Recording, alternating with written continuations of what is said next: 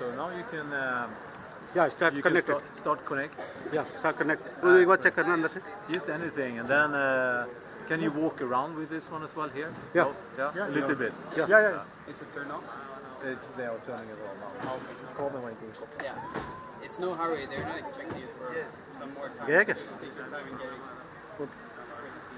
कुछ दे. What about that one? पहुंच गया. आउटपुट आ गया. वहाँ देखो जाके. यहाँ कुछ रख दो ना. अरे. केबल कट जाएगी.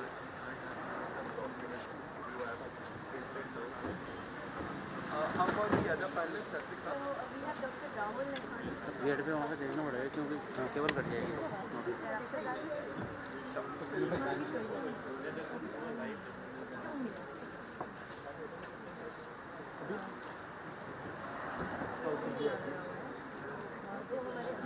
मैं मीडिया रूम ट्राई कर आगे ना. मीडिया से इंफेक्शन है. अच्छा मैं रिकॉर्ड नहीं कर रहा हूँ इसको, खाली ये आउटपुट दे रहा हूँ इनको. वो उसके तो अभी आउटपुट अभी खाली वो नहीं अभी जो अंदर जा रहा है ना उसको भी रिकॉर्ड नहीं कर रहा हूँ मैं. रिकॉर्ड की जरूरत नहीं अभी वो तो खाली उनका ब्लैंक जा रहा है. ये एक और केबल डालनी है यहाँ पे. नहीं एक ही आवड़े. ये कह रहा है इसी को अगर वो मैं करता रहूँगा, हल्का हल्का मूवमेंट का थोड़ा मूवमेंट दे दूँगा बीच में. और क्या गत्ता चाहिए. वो तो उनका खाली केबल कट जाएगी बीच में देख कर. केबल वहाँ कुछ करो ना, जुगाड़ करो. क्या करो, कहाँ से करो, केबल कट जाएगी तो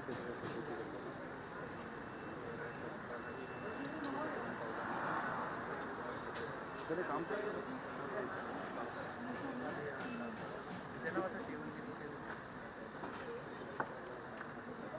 हमको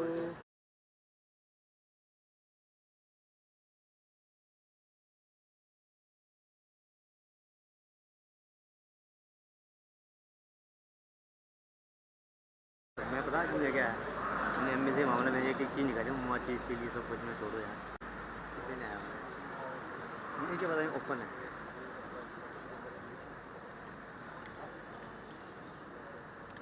मैं ड्राइवर से मंगवा रहा था. करेगा चिंता करो मेरे पास है. हाँ उसने मंगाई है ना.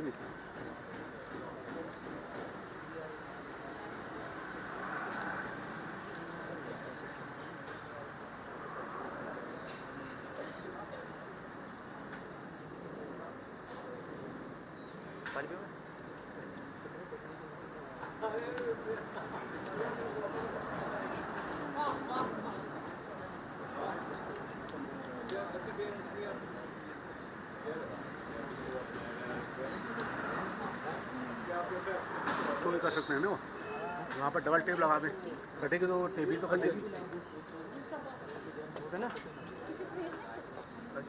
बहुत टेप ही तो कटेगी.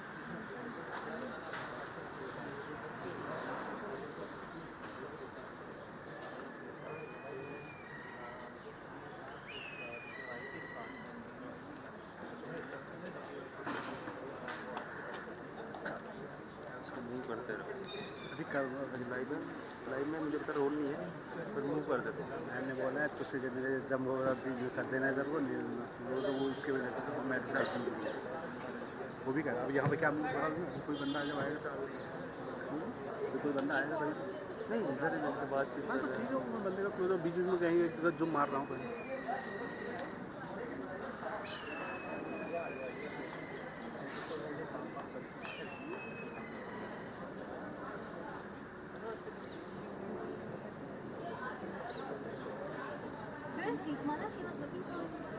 दीपमाला अंदर भी नहीं है। अंदर ही है शायद। अंदर ही गई है वो, एडिटिंग में हो गई, कहाँ एडिट लगा हुआ है। हाँ अंदर तो नहीं है। मैं अभी गई है, यहाँ से तो गई थी।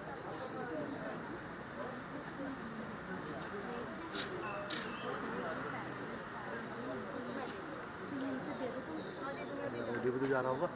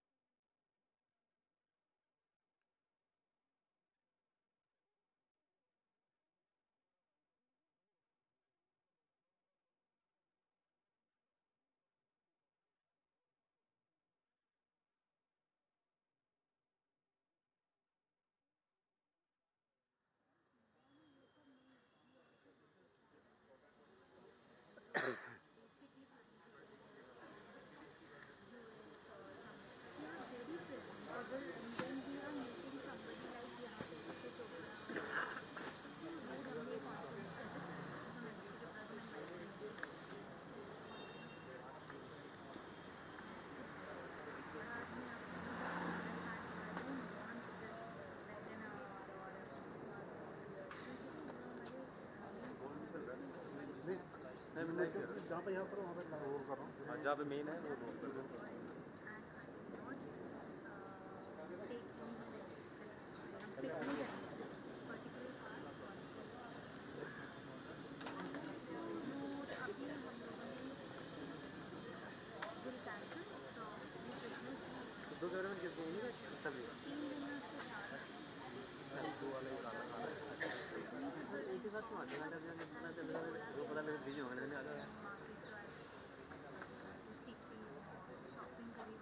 मैंने उसमें पूरा कॉन्टैक्ट है सर बिहार में एडिट कर दिया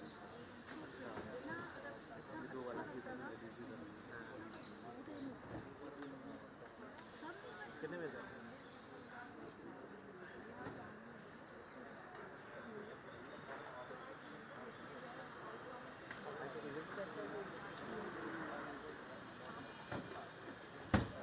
होने वाला है बोले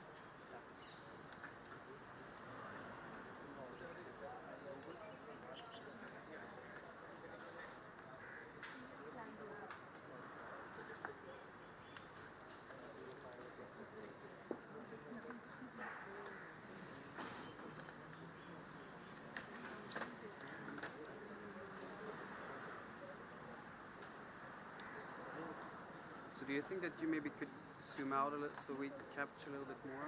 Okay. Like this? Yeah.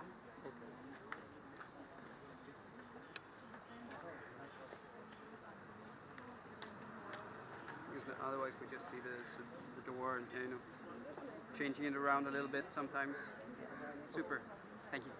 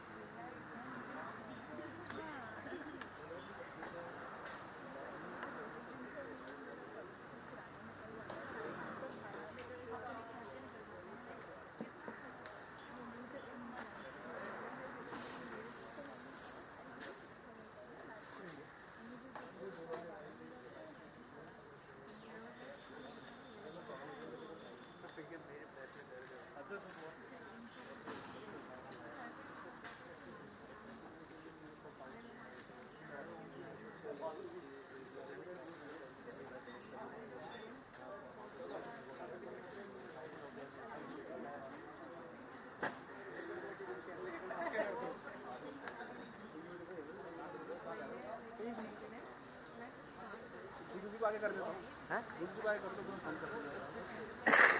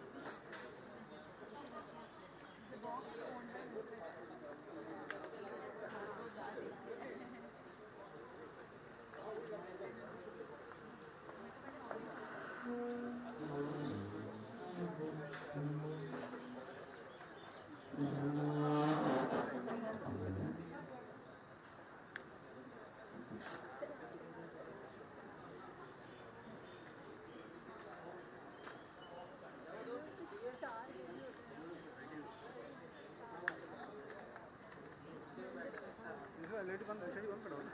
हाँ तो बंद ही कर दो, सिर्फ मैंने कहा क्या पता कोई साइड आए तो देख लेंगे। ये बोले हाँ ये चाहिए मैंने।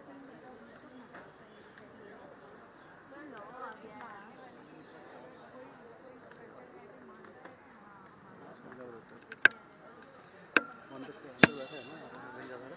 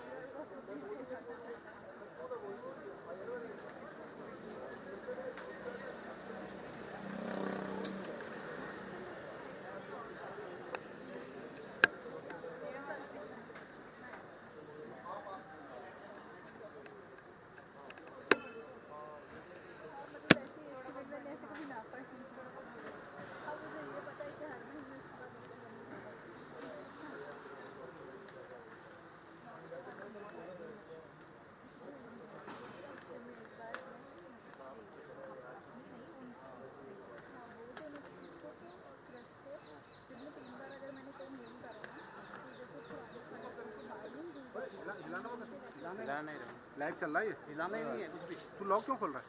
खोल खाल कुछ मत। सही देखो अगर कुछ नहीं नहीं लॉक खोलना नहीं है। हिलाना ही बिल्कुल फिक्स है। बोलते रहो हिलाना मत। जो हिल गया वो और क्या? इतना रखा था मैंने। ये वाला लॉक कर दो। चलो चलो भाई इतना रख दो। कुछ नहीं करा खाली खड़ा रहेगा। तो लाइव जा रहा है। इसलिए कोई हमारे पास नहीं है इसके।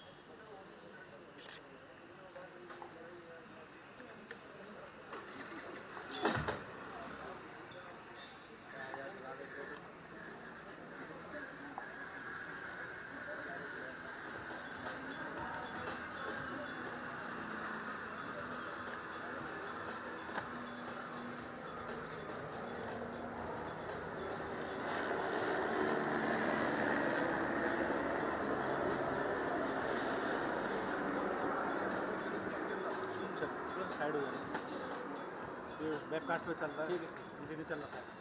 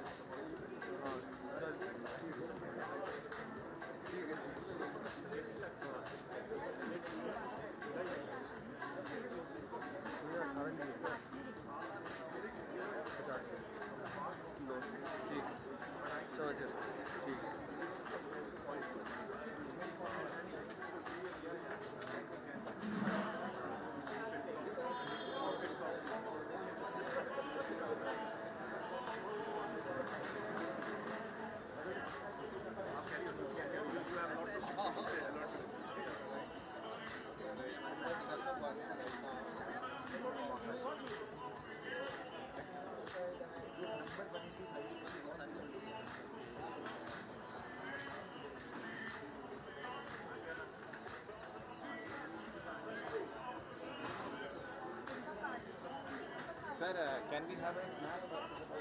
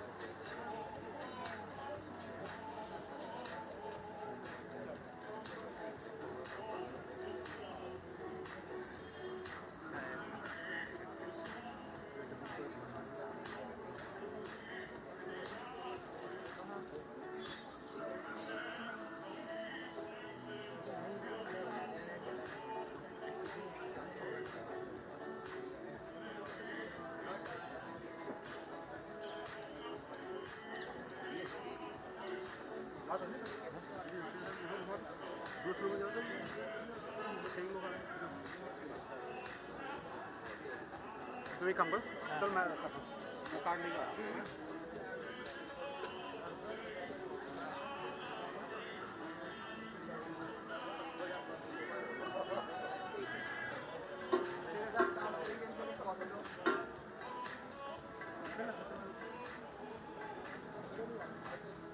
नीचे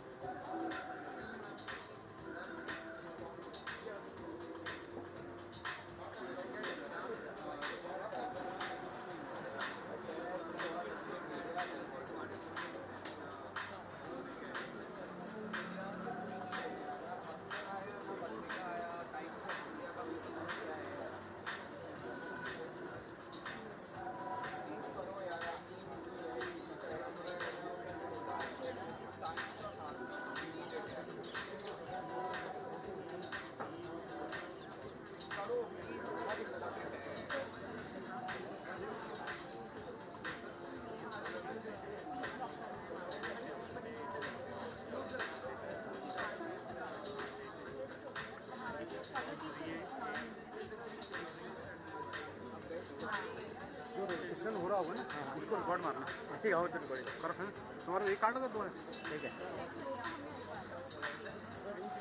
तो एक काम करो कार्ड दे दो लॉक कर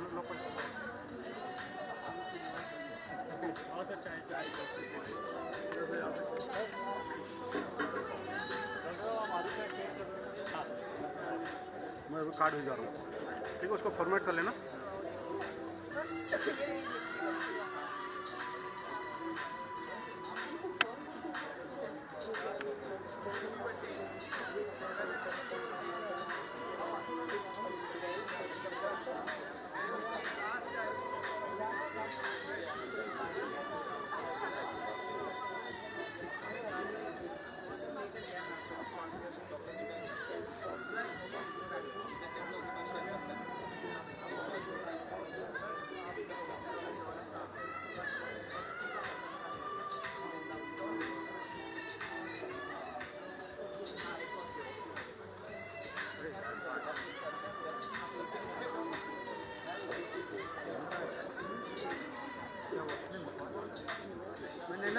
मैं तो इधर प्रेम मैंने इधर पे आया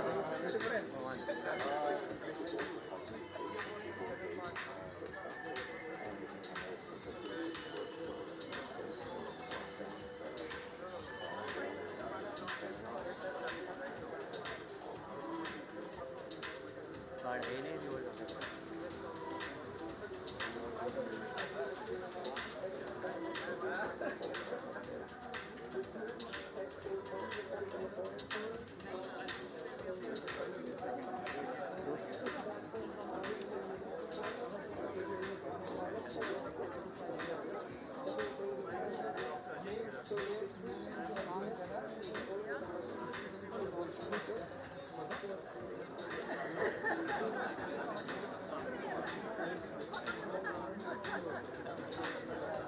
भाई एक मिनट आ जाओगे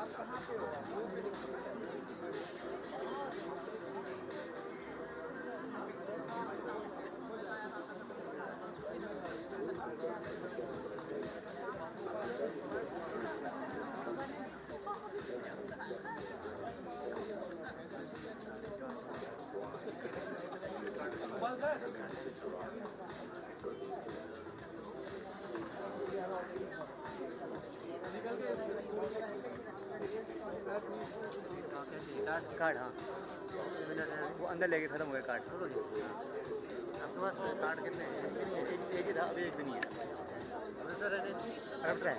अडप्टर है कार्ड है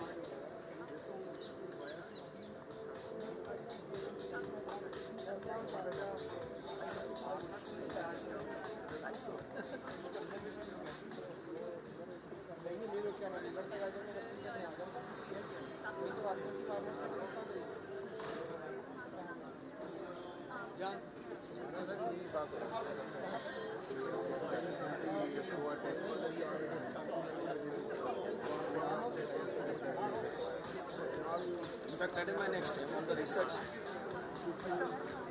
I can add.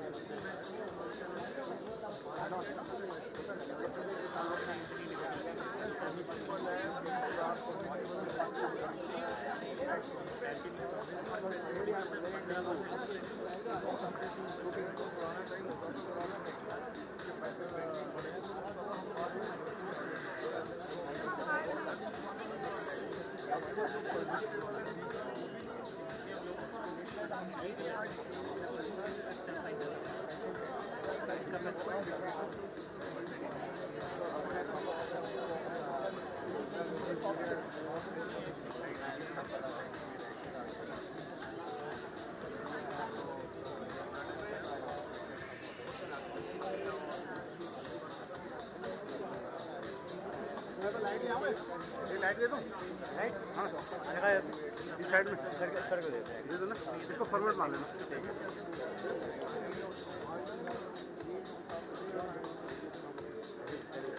सही है ऐसी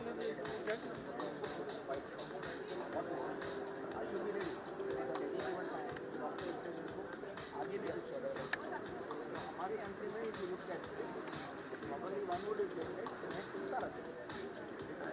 malaria dengue all year out battery का कुछ दुनिया कर दो वो मैंने चेक कर लिया वो वाला वही काट दिया था जो कभी हो रहा है दोबारा ही आ गया नहीं वो मैंने वो तो कभी भी करा मैंने एक क्लिप उसके प्ले करके देखी थी अंदर तुम्हारा उसका शैली का फोन नहीं आया ना नहीं आया हुआ पता है मैंने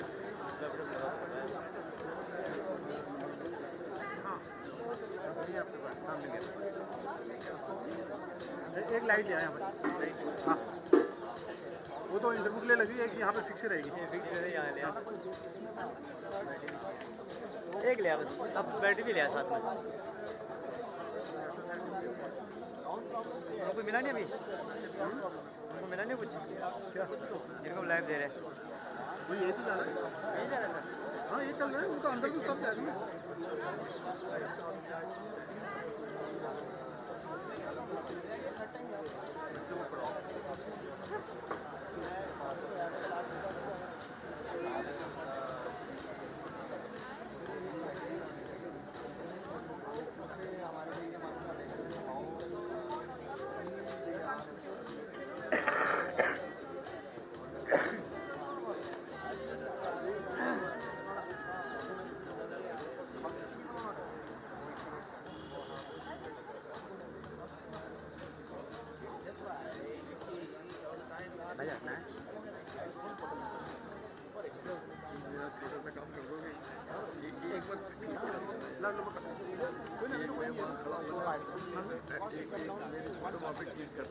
जाओ जाओ तो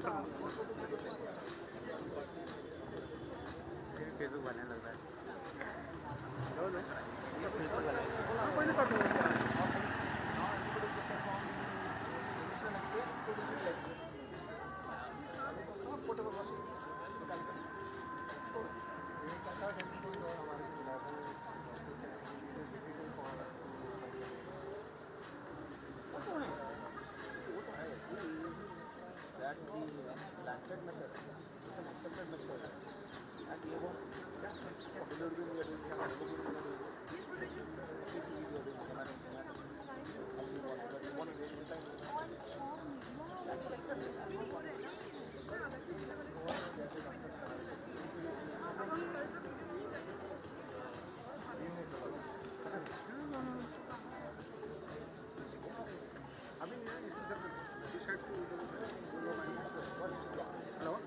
अच्छा सुबह 8 बजे नेहरू स्टेडियम ठीक है अब मैं वहीं जगह पता करता हूँ मैं तो 7:30 बजे आ जाऊँगा पहुँच जाऊँगा ठीक है हाँ तो वहीं बात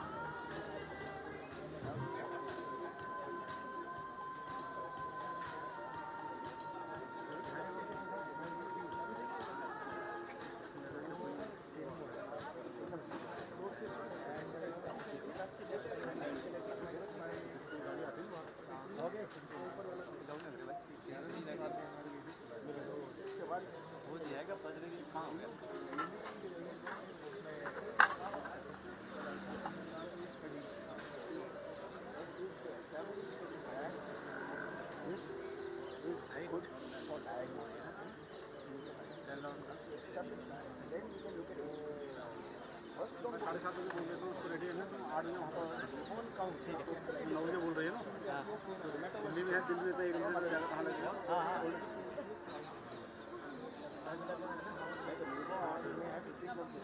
ये रोड तो नहीं चल रहा ना भैया, वाइट चेंज करनी है।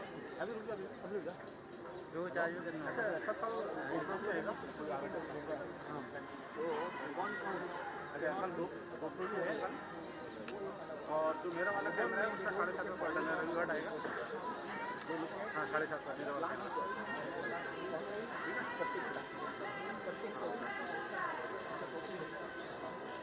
वॉशरूम करा दी और वो ऊपर आता है। अच्छा दोनों को करा। अच्छा मेरे को मैडम ने उसका टाइम लैप्स के लिए बोला था वो। हाँ अच्छा उसको भी करा कर देंगे। चलो ठीक है पता कर। हाँ जी हाँ जी ये हो रहा है।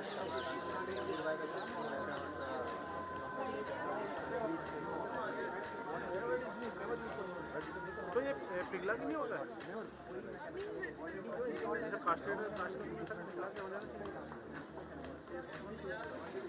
चलो ठीक है अभी शूट कर चल रहा है।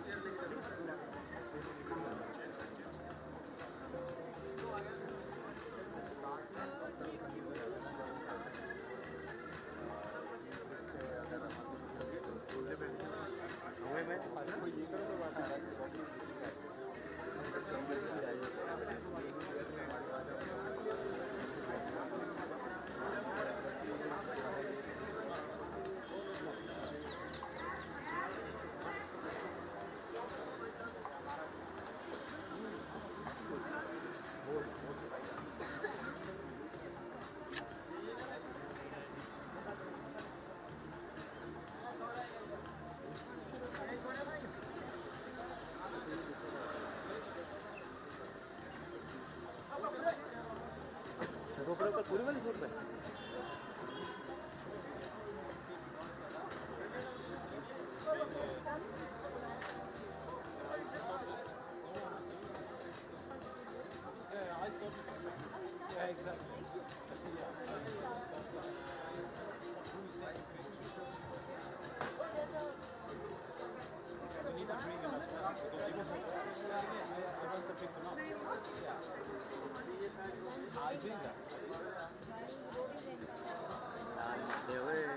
मार देगा पेड़ पे।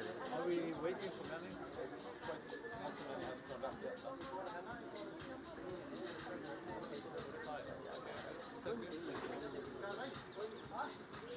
Have they stopped coming back?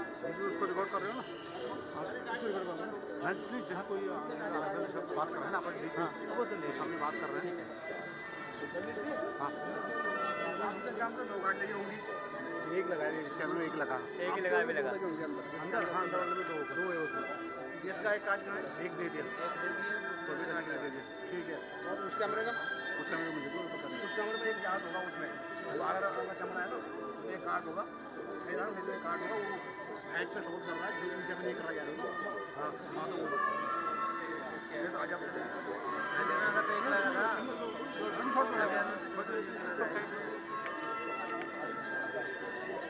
एक और होगा दोबारा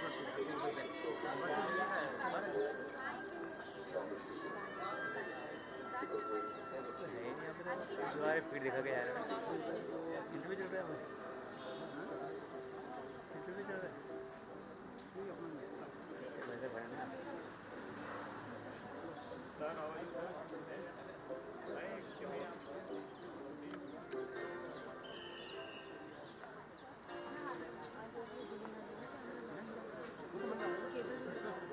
ये केवल ऐसे हमने वैसे ही बना रहा है सीधे बोले ये ही चल रहा है सिर्फ ऑडियो चेंज कर रहा है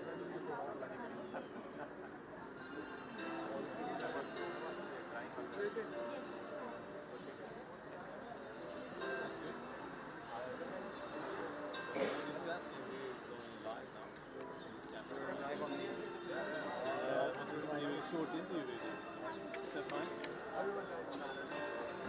So, Deepak, thank you very much for taking us here to India and having the opportunity to launch Healthtrender here.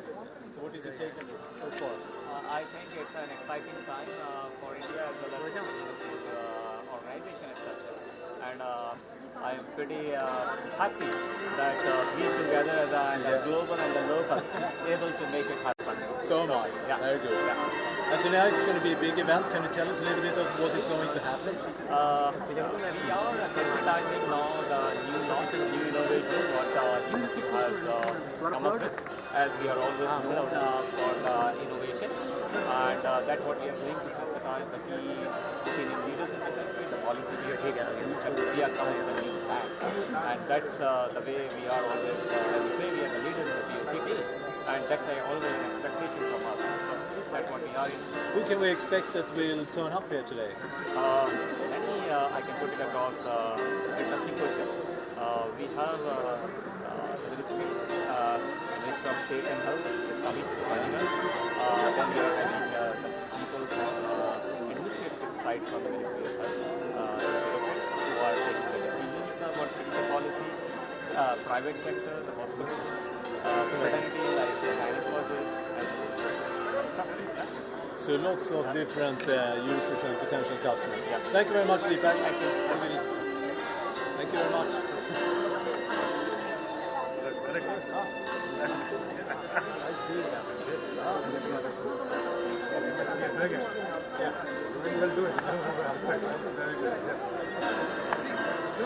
Ultimately, I don't know exactly where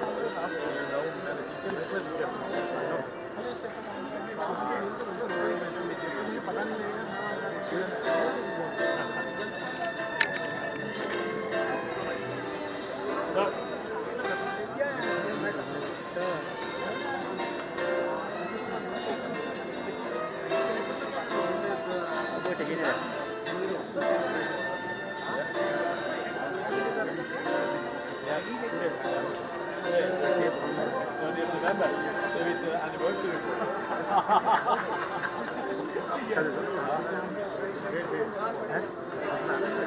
What do you think about this? It's going to be an excellent, nice speaking.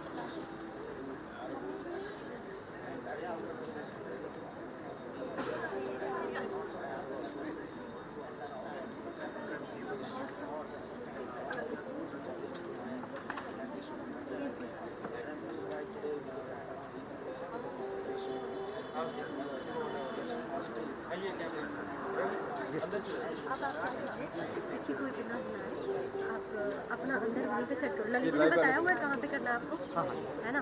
अब आप वहाँ ले जाओ, क्योंकि यहाँ का जितना लेना होगा वो ये कैमरा कवर करना है, ठीक है ना? ललित जी कहाँ?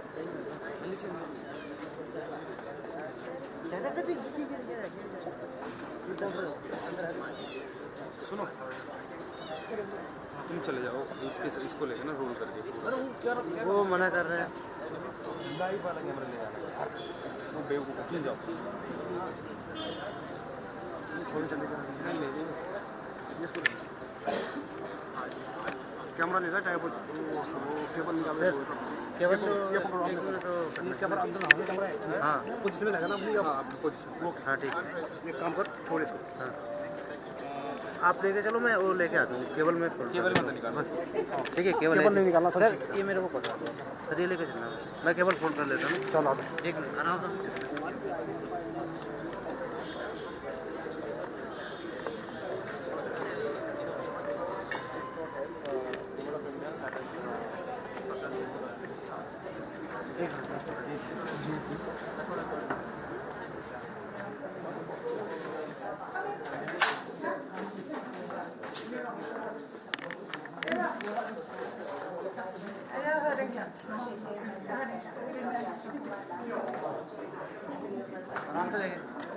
ये पकड़ो कैमरा। अभी कैमरा पकड़ तो पहले। इधर आओ, इधर। अरे उसको नहीं करना है, इधर आओ। सुन ही नहीं रहे हो।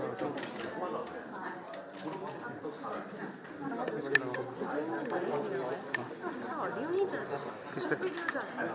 नहीं, ऑडियो अपलोड करता है। ऑडियो क्यों नहीं जा रहा है लाइट में? हमने बंद कर, कम करवाया। नहीं, वो कह रहा है ऑडियो नहीं आ रहा है लाइट में।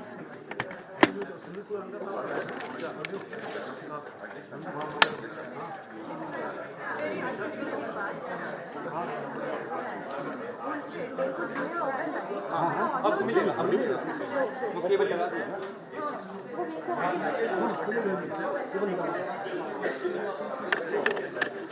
वन पे चेकिंग करो काम करके उसके फोन कर दूंगा।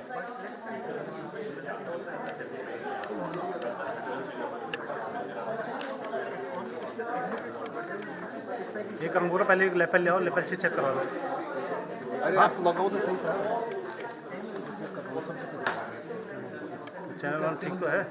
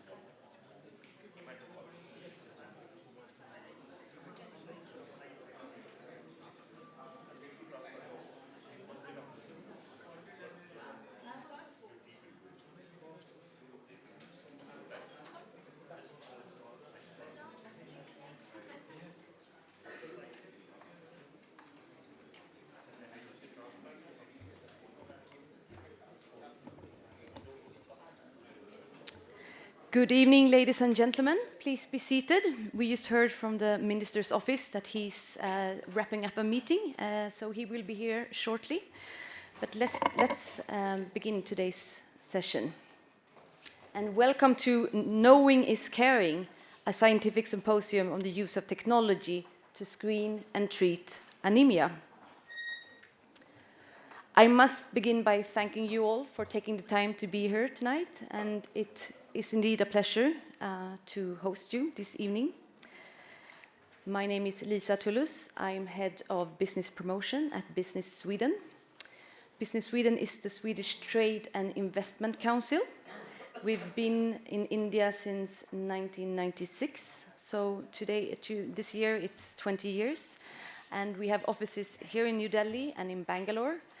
And we are proud to help Swedish companies, among them HemoCue, on their Indian journey. And we indeed have an interesting evening ahead of us. Over the next 2 hours, we will deliberate the measures and steps required to eradicate the epidemic called anemia. Due to other engagements this evening, Honourable Minister Nadda, Honourable Minister Patel, Honourable Minister Jain and Honourable Additional Secretary Kumar could unfortunately not attend today's session, but I can assure you we have a great lineup of speakers and panelists. So it is my hope that discussions here will give you enough reasons to think that this was time worth spent. Before we start this evening's proceedings, I would request Mr. Harald Sandberg, Ambassador of Sweden to India, to kickstart the occasion and set the stage for an eventful evening. Please, Ambassador. Thank you, Lisa. So, thank you, Lisa. And respected audience, ladies and gentlemen, it is a pleasure to be here, and for what I know, and I'll quote you, Lisa, it will be an eventful evening. And I'm very happy to note that at this occasion also HemoCue is launching yet another of its innovations and technological advances that can further contribute to India's and the world's efforts to tackle anemia. And it is really a pleasure. It's an honor for the Embassy and for Business Sweden to be part of that. I believe that I can say that Sweden is well known for its cutting-edge innovations and technology developments, which are key cornerstones for a sustainable development path. Our companies and institutions alike are well placed to contribute in collaboration with India to India's economic growth and to social development. Our two countries share a long and successful history of cooperation. We have growing common interests and strong intentions to enhance and strengthen bilateral ties and form strategic alliances. Over the years, we've exchanged ideas, knowledge and technology within many sectors and developed very strong business relations. A long-standing and important area between our two countries, as many of you know, is in the field of healthcare. We have a memorandum of understanding in this field as a basis between our two countries, and we have a number of collaborations in a range of public health areas.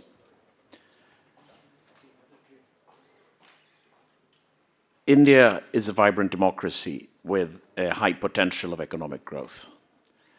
It is an important country for Swedish business, and we're seeing an increase in bilateral trade between India and Sweden.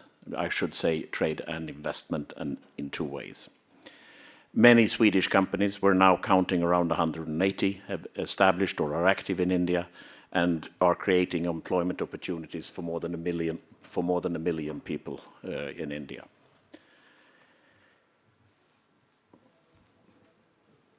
I have learned that the healthcare sector in India is driven primarily by various government programs that emphasize universal coverage and affordable healthcare.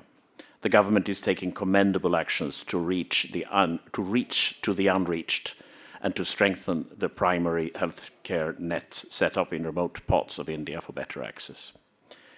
This is, of course, a huge challenge given the geography and the large number of people, of course, enormous in basically any global comparison, and certainly enormous when we look at it from a Swedish perspective.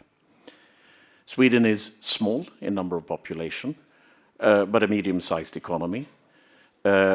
History has been kind to my country and its people over the past couple of 100 years, and we've been given a starting point for being innovative and research intense.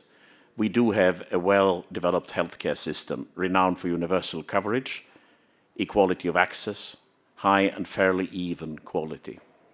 Everyone in Sweden has access to healthcare services under a largely decentralized taxpayer-funded system. Swedish government, public agencies and companies are working intensively to develop and encourage more innovative approaches in the healthcare system. It's essential to share these good practices and technologies, and we're very happy to participate in that. And today you will witness one of the Swedish company's innovations and the cutting-edge technology in healthcare and life sciences.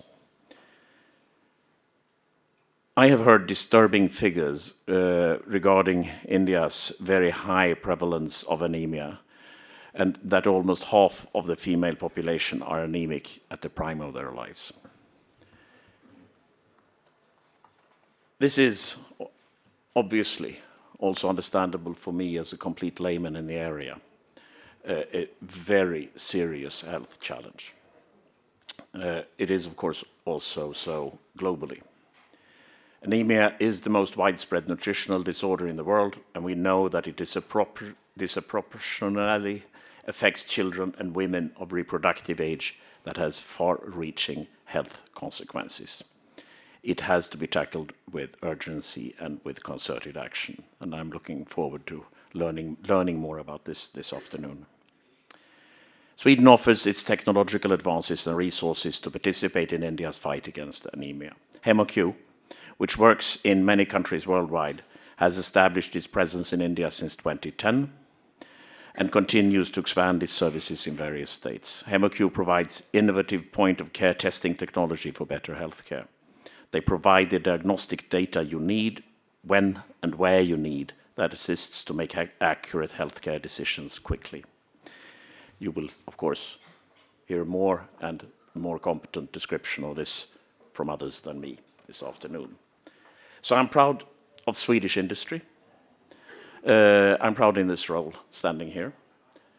And I'm proud of an industry that integrates sustainability models into their solutions as well as their business models. And I'm sure that Sweden and India will continue to find innovative ways to exchange good practices, knowledge, and technologies, such as what we hope to be doing this afternoon. I once again want to just say welcome to you all for the launch of HemoCue Healthtrender Anemia, and look forward to you joining me also later this afternoon and evening for dinner at my residence. So thank you very much, and I wish you a interesting and very good afternoon. Thank you.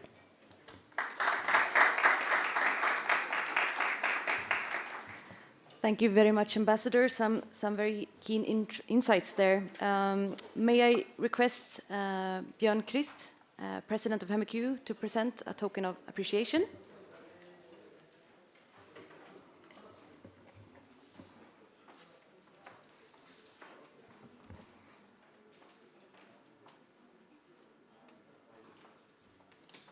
Please, Ambassador.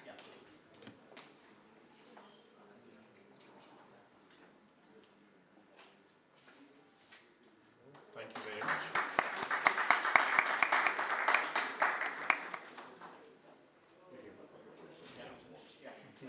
Thank you.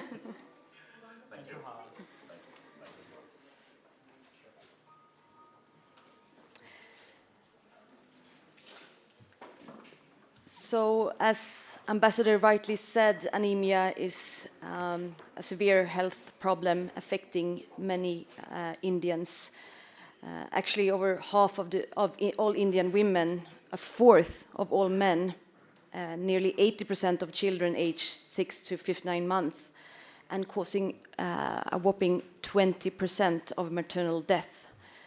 Anemia is a huge healthcare challenge in India. And seeing the magnitude of the problem, there's a dire need to take urgent steps to ensure anemia is diagnosed in time and be treated in time. So now the question arises, what can be those measures and steps that can help eradicate anemia from the face of India and face of the earth?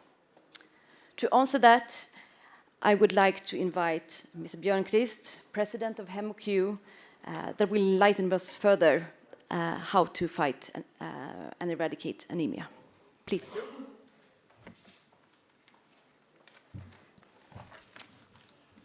Hi everyone. My name is Björn Krist. I'm the president of HemoCue since 2013. My background is that of a macroeconomist with a strong interest in global affairs and in children. And I think that these interests have shaped the direction that HemoCue is going to take from today. Imagine an India 3 years from now, where ambitiously low targets for anemia by state and by city have been set, and where the actual levels of anemia are being tracked and published on a monthly basis. This is the future that we at HemoCue feel that we have an obligation to deliver with your cooperation, and which we are launching today. HemoCue, as Harald said, is a Swedish company. It was founded 30 years ago. Today it's owned by Danaher, a US group of companies focused on diagnostics, on dental and on water quality. With combined annual revenues of $20 billion, a market capitalization of $55 billion, and around 80,000 associates on a global basis. Here in India, we have about 2,000 associates. Since its beginning 30 years ago, HemoCue has become a leader in primary care diagnostics with lab accuracy. With our Swedish legacy, we are focused on primary care. Did you know that Sweden is the country in the world with the lowest number of hospital beds per inhabitant? And a low number of hospital beds gives a lower cost of healthcare. And we are achieving this because of our focus on primary care. Another aspect of Swedish healthcare is that our tenders are very, very transparent. Every time a tender has run, the results are published. So if you want to survive in Sweden in primary care, you have to be competitive because everything is transparent. We are the second most corrupt country in the world. And now you might ask, who is number one? And I'm actually not Swedish, I'm Danish. And Denmark is number one. Harald, you seem like you're disagreeing. We can discuss that later. I'm not disagreeing.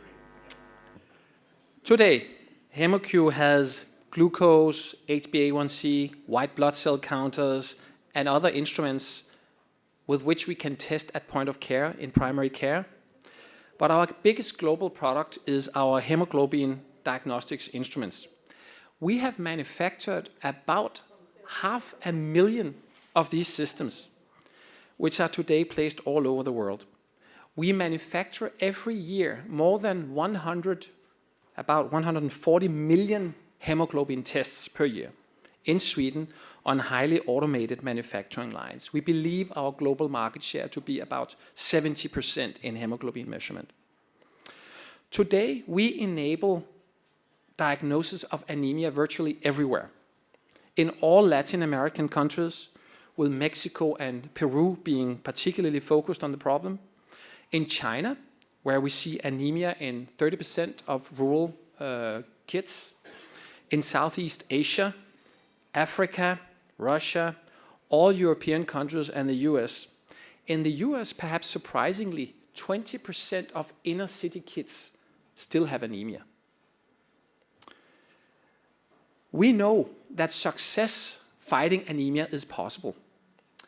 WHO have published data that were generated using our instruments, showing that anemia have been taken by 50% to 20% in China in 20 years, by 60 to 30% in Sri Lanka in 10 years, and by 40 to 20% in Vietnam in 15 years. And there are more examples. My point here is that if you take anemia seriously, you can actually drive it down, also in large markets. But despite having manufactured and sold 500,000 hemoglobin instruments devices, we at HemoCue have not previously defined ourselves well in relation to anemia. We have taught ourselves that we were the hemoglobin company, but from now on, we will be the anemia company. Today, we see it as our obligation to eradicate anemia globally. On a global level, getting to India, we see the highest prevalence of anemia in India. I apologize for stating the obvious, but as you all know, hemoglobin testing is used to diagnose anemia, which in layman's terms is the condition of insufficient red blood cells, which in turn lead to insufficient oxygen transportation in the body, which in turn lead to low physical productivity from adults, and even more insidiously lead to learning and motor impairments in children. So to make a long story short, anemia is an obstacle to learning and education, and learning and education is critical to the modernization of India. The economic effects, I can't help myself, I'm a macroeconomist, so bear with me for a moment. The economic effects of anemia, iron deficiency, have been estimated many times. One study found that a country loses 0.6% of gross domestic product due to low productivity in adults with anemia. But when you factor in the long-term impact of learning and motor impairments in children, the impact on gross domestic product grows to beyond 2%, 3%, some studies even say 4%. I personally believe that's almost impossible. But even if you go with a low number of 0.6% and you factor that onto an Indian gross domestic product of 2.2 trillion, you get a very, very large number of lost productivity. Screening for anemia is, in my opinion, not expensive relative to the health economic benefits from curing anemia. And from a socio-cultural perspective, the cost effectiveness of severe anemia prevention is deemed highly cost effective by, amongst others, WHO, who measure the cost effectiveness of different treatment, focus in disability adjusted life years, dailies, and where we see that if we have less than $20 in investment for saving one disability adjusted life year, it's a cost effective effort to make. Anemia treatment is much further down than that. You can actually diagnose and treat a person for $1. So, if it is possible to eliminate anemia, and if it is cost effective to do it, and if it is intuitively right to do it, and if the World Bank, the WHO, non-government organization, and national and state governments all believe it's cost effective, what does it take to achieve progress? After having worked with diagnosing anemia around the world for decades, HemoCue has come to the realization that it's not enough to diagnose individuals. We need, as a company, to take more responsibility and help drive population level improvement. So we started thinking about how could we add value to anemia screening, take it to the next level, and help governments realize their ambitions of reducing anemia? In our daily business, as part of a large American company, we are measured on virtually everything we do. We are measured on growth, on quality, on employee satisfaction. We like to say what gets measured gets done, or we say you'll get what you measure. Or we say if you can't measure it, you can't manage it. I think I get the message across here. You need to measure to achieve progress.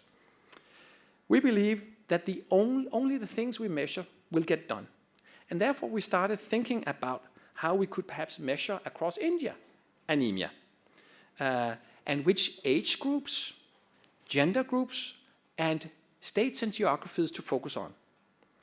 Since we placed the first hemoglobin analyzers in India decades ago, we started 20 years ago, technology has moved ahead by leaps and bounds. In particular, the areas of cell phones and wireless technology and big data computing have moved in the last 20 years. What was not possible 10 years ago is today easy. It is easy today, cost effectively, to connect new analyzers and old analyzers in the Indian geography, where we have already placed tens of thousands of hemoglobin analyzers, to a cloud database, and it is possible to accumulate the millions of hemoglobin measurements that are already being done annually in India in one database that allows us to make a heat map of the development of anemia in India. You may think that this sounds impossible or costly, but due to the miniaturization of electronics, cost reduction of electronics, and the advances in data management and cloud computing, and the fact that 99% of Indian healthcare workers have cell phones today, we have found that it is not expensive to transmit all hemoglobin measurements to this central database. So we have done that, and we have connected our analyzers. We have created an app for all healthcare workers for their Android phones. We have built a cloud database. We started a year ago, and by now we are accumulating thousands of hemoglobin measurements every week. And from January 1st, we are able to diagnose anemia levels in regions that have our analyzers on the ground. So I ask myself why HemoCue and not Google or Microsoft has developed this solution. For these IT companies, it would perhaps have been easier. But the answer to this question is simply that our core competence in HemoCue, it's not in the cloud. It's not with IT and computing. Our core competence is in the dirt. We have been working in the dirt for 20 years, placing our thousands of analyzers. And we have many, many people working in the Indian geography with this. And that takes some time to do. It took us 20 years. But with this legacy and with the modern technology, we can now measure anemia across India. We believe this could be a game changer. I'm not speaking to anemia exclusively, but just to human nature. I mean, if you don't measure and you don't know where you start and you don't know where you're going, what changes? But if you do that, you can change something. So in relation to the Healthtrender, we call it knowing is caring. That sounds perhaps better, but you could also call it what gets measured gets done. The bottom line is that from now on, there can be transparency to actions and results on anemia in India. We truly hope and request your partnership in making India anemia-free. Thank you.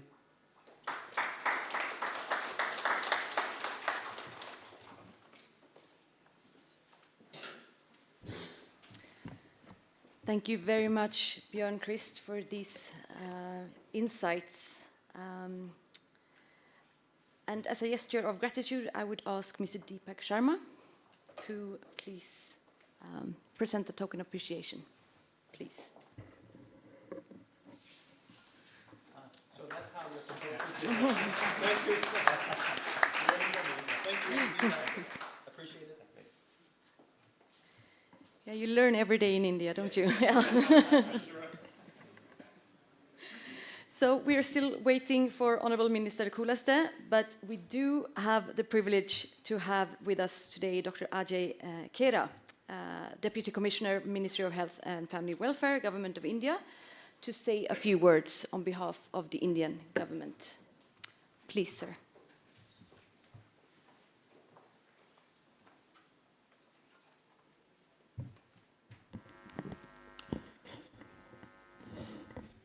Very good afternoon to all of you, and greetings to all of you on behalf of Ministry of Health and Family Welfare. Honorable Ambassador of Sweden to India, President HemoCue, and various delegates, friends, colleagues.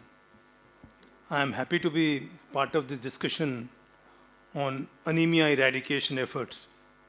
And to be very frank, Government of India gives a lot of importance to address the issues around anemia. The reason being that globally, we have a kind of a commitment in terms of, sustainable development goals. And when we talk about sustainable development goals, they cannot be reached unless we have a universal health coverage, because universal health coverage is one of the greatest tools.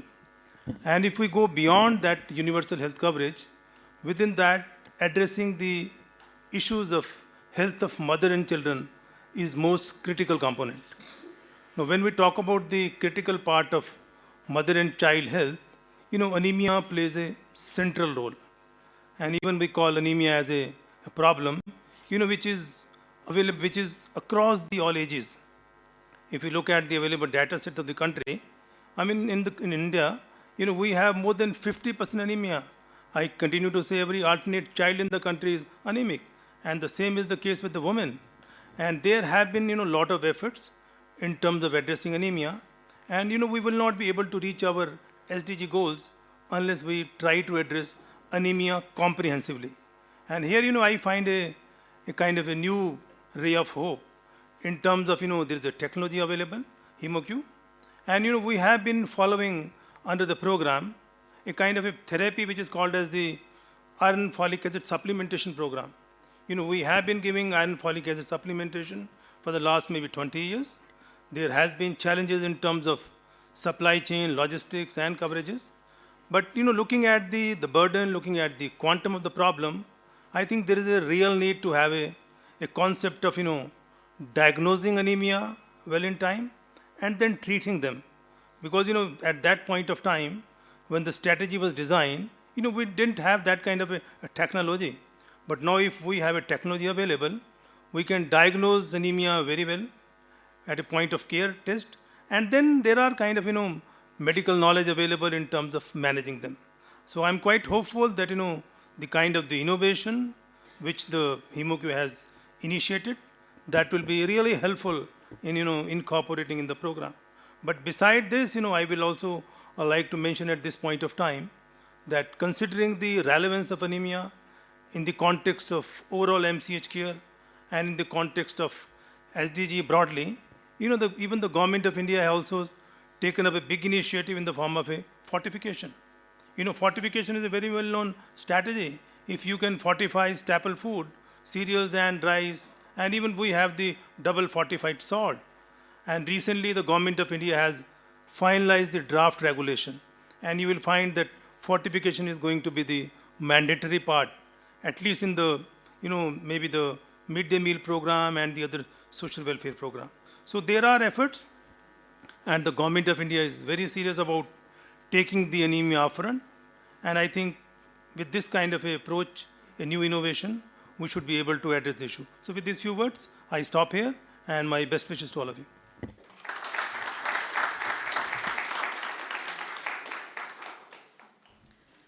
Thank you, Dr. Khera. That was enlightening indeed, connecting anemia to the larger issues that the world in general facing, such as sustainable development. As a token of appreciation, I request Ambassador Sandberg to please, sir.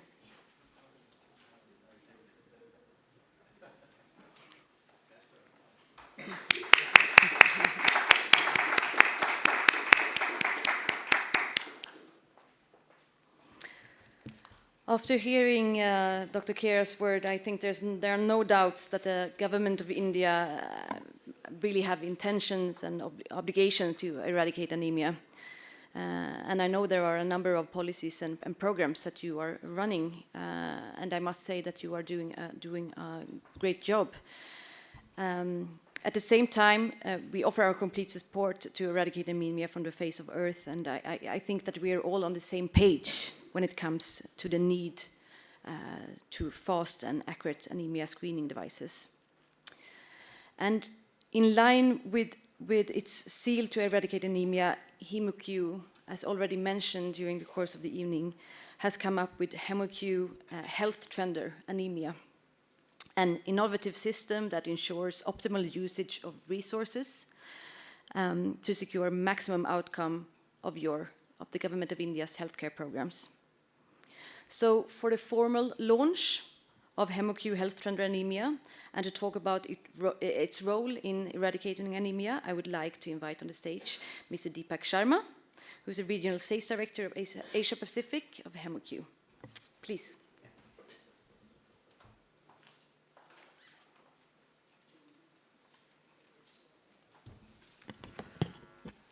Good evening all. My name is Deepak Sharma, and first of all I would like to thank you for being a part of a great launch and a global launch of a new innovation by HemoCue. Before we go into the details what the new product is going to bring to the anemia eradication, I would like to share the journey towards innovation, how this innovation has come. As we have seen from our president, IT, I need help.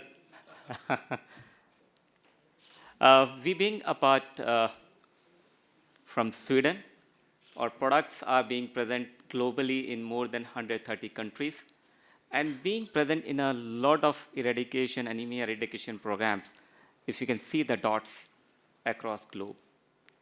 A product is coming from Sweden. Yeah, this is the facility.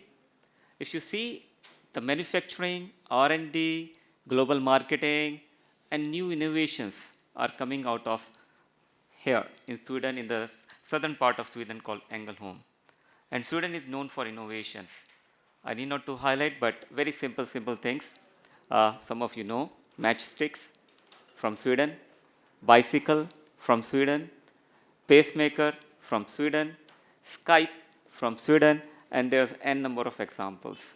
And always like a 9 million population giving a unique innovations which have a big impact on worldwide.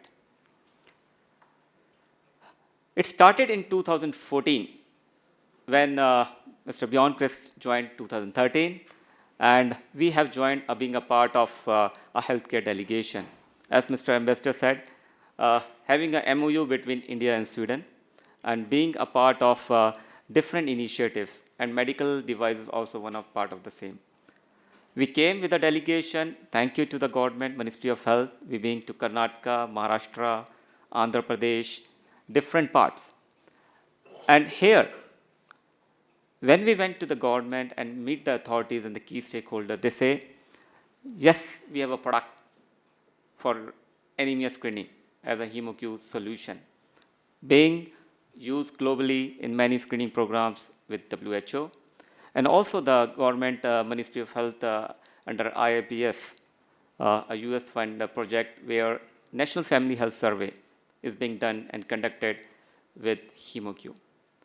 That's being done in year 2005 and 6, and also current program which is being running for the anemia screening to diagnose the level of anemia and develop the policy around the same.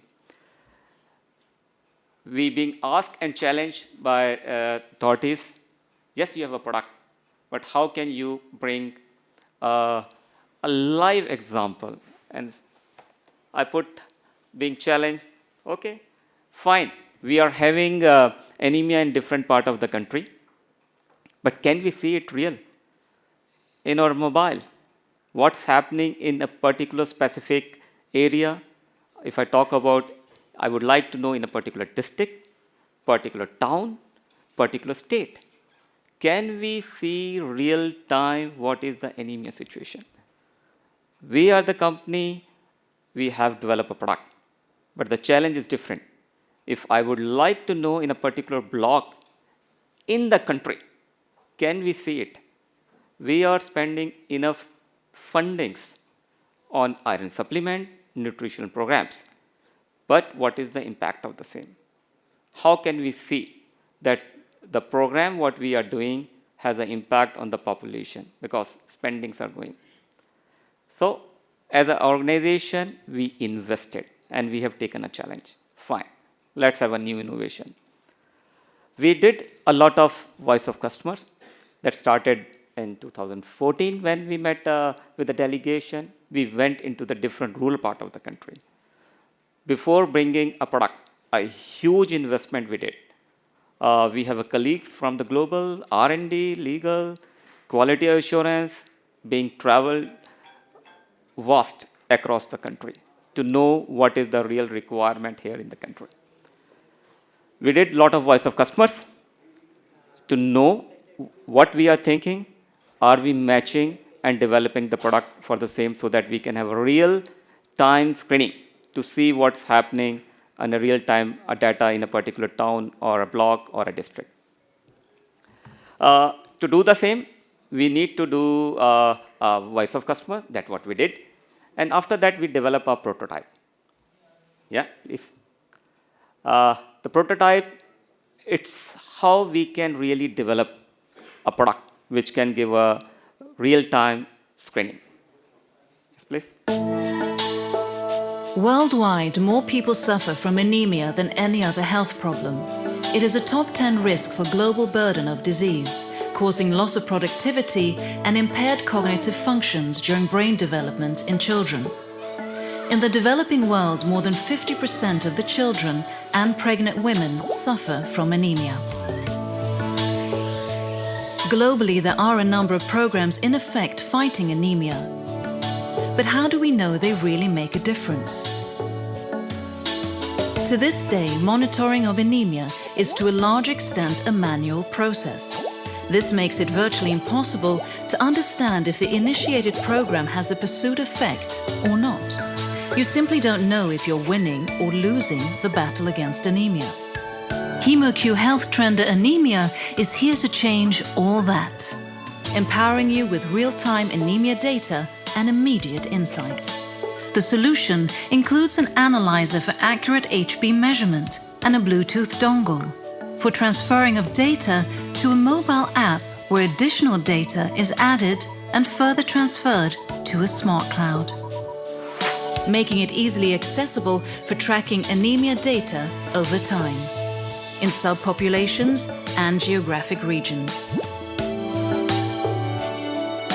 HemoCue Healthtrender Anemia automatically compiles individual measurements to macro-scale insights, ensuring that your health initiatives have the desired effect for the people.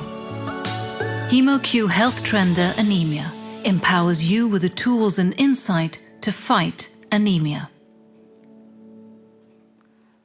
We have developed a prototype that can be done with a lot of IT things happening in the world.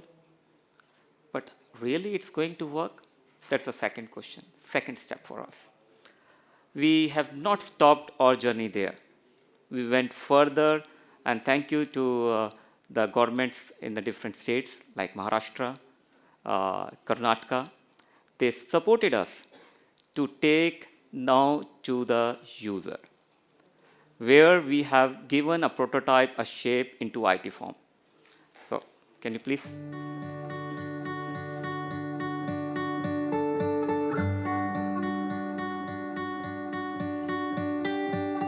Anemia, a global burden disease that each year affects 500 million women of reproductive age and claims the lives of several million children under the age of 5. Losses that are almost entirely preventable through the right actions. महाराष्ट्रामध्ये राष्ट्रीय आरोग्य अभियानाची अंमलबजावणी 2006 पासून सुरू झालेली आहे. त्यामध्ये जे मुख्य उद्दिष्ट आहेत राष्ट्रीय आरोग्य अभियानाचे बाल मृत्यू आणि माता मृत्यू कमी करणं. यामध्ये बऱ्यापैकी महाराष्ट्राने प्रगती केलेली आहे. Dr. R.B. Pawar is a district health officer in Osmanabad, a part of Maharashtra, India. The district has over 240 primary health centers and sub-centers. For the past 3 years, HemoCue analyzers have been used in the health centers, a valuable asset in their daily mission of serving a population of over 150,000. In these areas, the infrastructure presents a true challenge when monitoring anemia to further optimize health programs for women and children. In September 2015, HemoCue launched a pilot program in Osmanabad named ORCID, designed to address this challenge. जोखमीच्या मातांना शोधून आणि त्यांना उपचार देणं आम्हाला जसं सोपं झालेलं आहे तसंच आता ऑर्किड नावाचं एक ॲप या हेमोक्युअर कंपनीने लॉन्च केलेलं आहे ज्यामुळे हा डाटा नुसता मॅन्युअल नाही तर एका मोबाईल म्हणजे आपल्या मोबाईलमध्ये पण ते रिझल्ट दिसू शकतात आणि त्यामुळे म्हणजे हे रिझल्ट पटकन पाहणं कुठेही राहून पाहणं शक्य झालेलं आहे. With this solution, it becomes possible to follow the 1,100 families' progress over time. Data is transferred in real time and made accessible to maximize healthcare programs in the fight against malnutrition and anemia. याचाच परिणाम जर आपण पाहिला तर 42 PSC मध्ये जर आपण बघितलं तर 3 पटीने प्रसूतीच्या संख्येमध्ये मागच्या 4-5 महिन्यात वाढ झालेली आहे. ज्या PSC 1-2 डिलिव्हरी होतात त्या PSC मध्ये आता 10 पेक्षा जास्त डिलिव्हरी वाढली आहे आणि ह्या सगळ्या चांगल्या प्रकारच्या सेवा दिल्यामुळे 2 आणि 16 तारखेला आम्हाला जे मुख्य जो उद्देश आहे राष्ट्रीय आरोग्य अभियानाचा माता मृत्यू आणि बालमृत्यूमध्ये सुद्धा हे प्रमाण कमी झालेलं आहे आणि निश्चितच येणाऱ्या भविष्य काळात आणखी दर्जेदार आम्ही सेवा देण्याचा प्रयत्न करू ह्या माध्यमातून गरोदर मातांना आणि हा दर अजून कमी करण्याचा आम्ही प्रयत्न करू. So we have developed the prototype. We went for a trial into one of the state of Maharashtra, where HemoCue being present there in more than 250 primary care setups, to see how we can the prototype into a solution. Great. We have moved one more step ahead. Then we came to a situation to when we are standing, I am standing here today, and to see the real result of the HemoCue. That how can we transfer the data from the multiple primary healthcare centers into an app where I can see real data. And the latest outcome of the same, which happened yesterday, that is on the 29th. And we can see what is the real testing and screening happening in one of the states. We have also a support over here. We will hear during the day today that how this solution has given us real-time data. Yeah, please.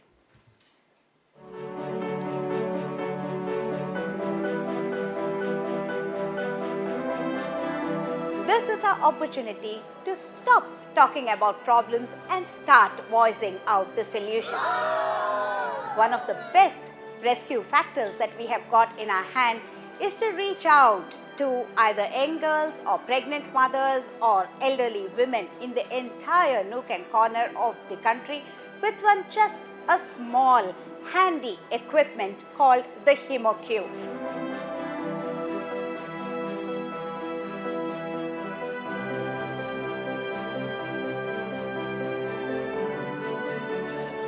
ಅದು ಭವಿಷ್ಯ ನಮ್ಮ ಗ್ರಾಮಾಂತರ ಜಿಲ್ಲೆಯ ಪ್ರೌಢಶಾಲೆಗೆ ಮೊಟ್ಟ ಮೊದಲ ಬಾರಿಗೆ ಈ ರೀತಿ ಹಿಮೋಗ್ಲೋಬಿನ್ ಪ್ರಮಾಣದ ಬಗ್ಗೆ ಹೆಣ್ಣು ಮಕ್ಕಳಿಗೆ ಏನು ಕೊರತೆ ಇದೆ ಅನ್ನೋದರ ಬಗ್ಗೆ ಒಂದು ಹೊಸ ಟೆಕ್ನಾಲಜಿಯನ್ನು ಇಂಟ್ರೊಡ್ಯೂಸ್ ಮಾಡೋದಕ್ಕೆ ಬಂದಿದ್ದಾರೆ.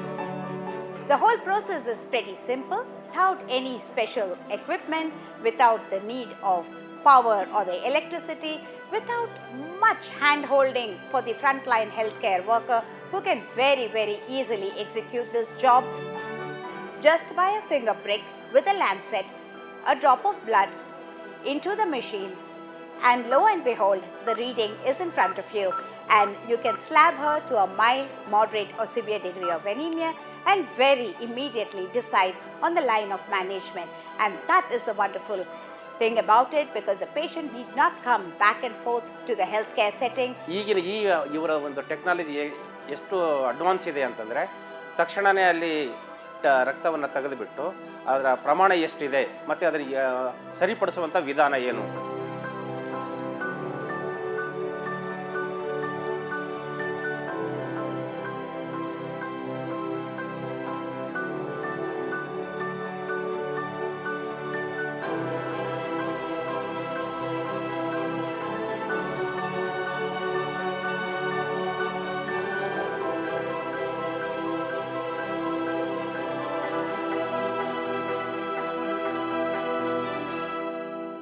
This is what we say at HemoCue, walk the talk. We are an innovator in bringing the first hemoglobin analyzer to the world. And also we are having now, seeing the real-time data here. And it's a lot of work which is being done in the last 2.5 years in India, in the really rural part of the world, where we need to see that the product should work. And we have the live example what we have seen. Thank you to Dr. Devakar, supporting and doing a live one camp which has happened yesterday, and we have a live data over here. So with this, I will not take much of our time over here. I will pass on the stage to Mr. Bjorn Christ and His Excellency Mr. Ambassador to do an official launch, a commercial launch available for the Indian market for HemoCue Healthtrender. Yeah. Yeah. Please.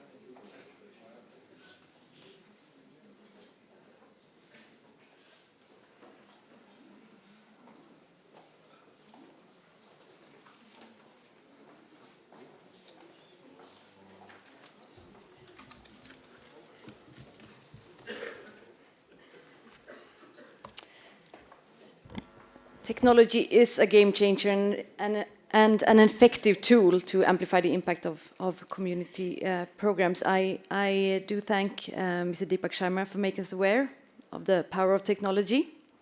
And I think this has really set the tone of the evening, hasn't it? So now I would request Mr. Björn Christ to please present a token of appreciation to Mr. Deepak Sharma. Please. Having had the opportunity to see 3 times how you do it. Thank you very much.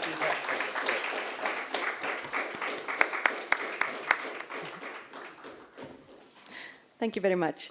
And we will now continue with the panel discussion. And I'm pleased to invite our distinguished panelists up on stage to take the discussion forward on the point of care technology. So please, Dr. Alka Kriplani, Dr. Hema Divakar, Mr. Mohammed Amil, Dr. Rahul Neitani, Mr. Björn Christ, and Dr. Ajay Kera.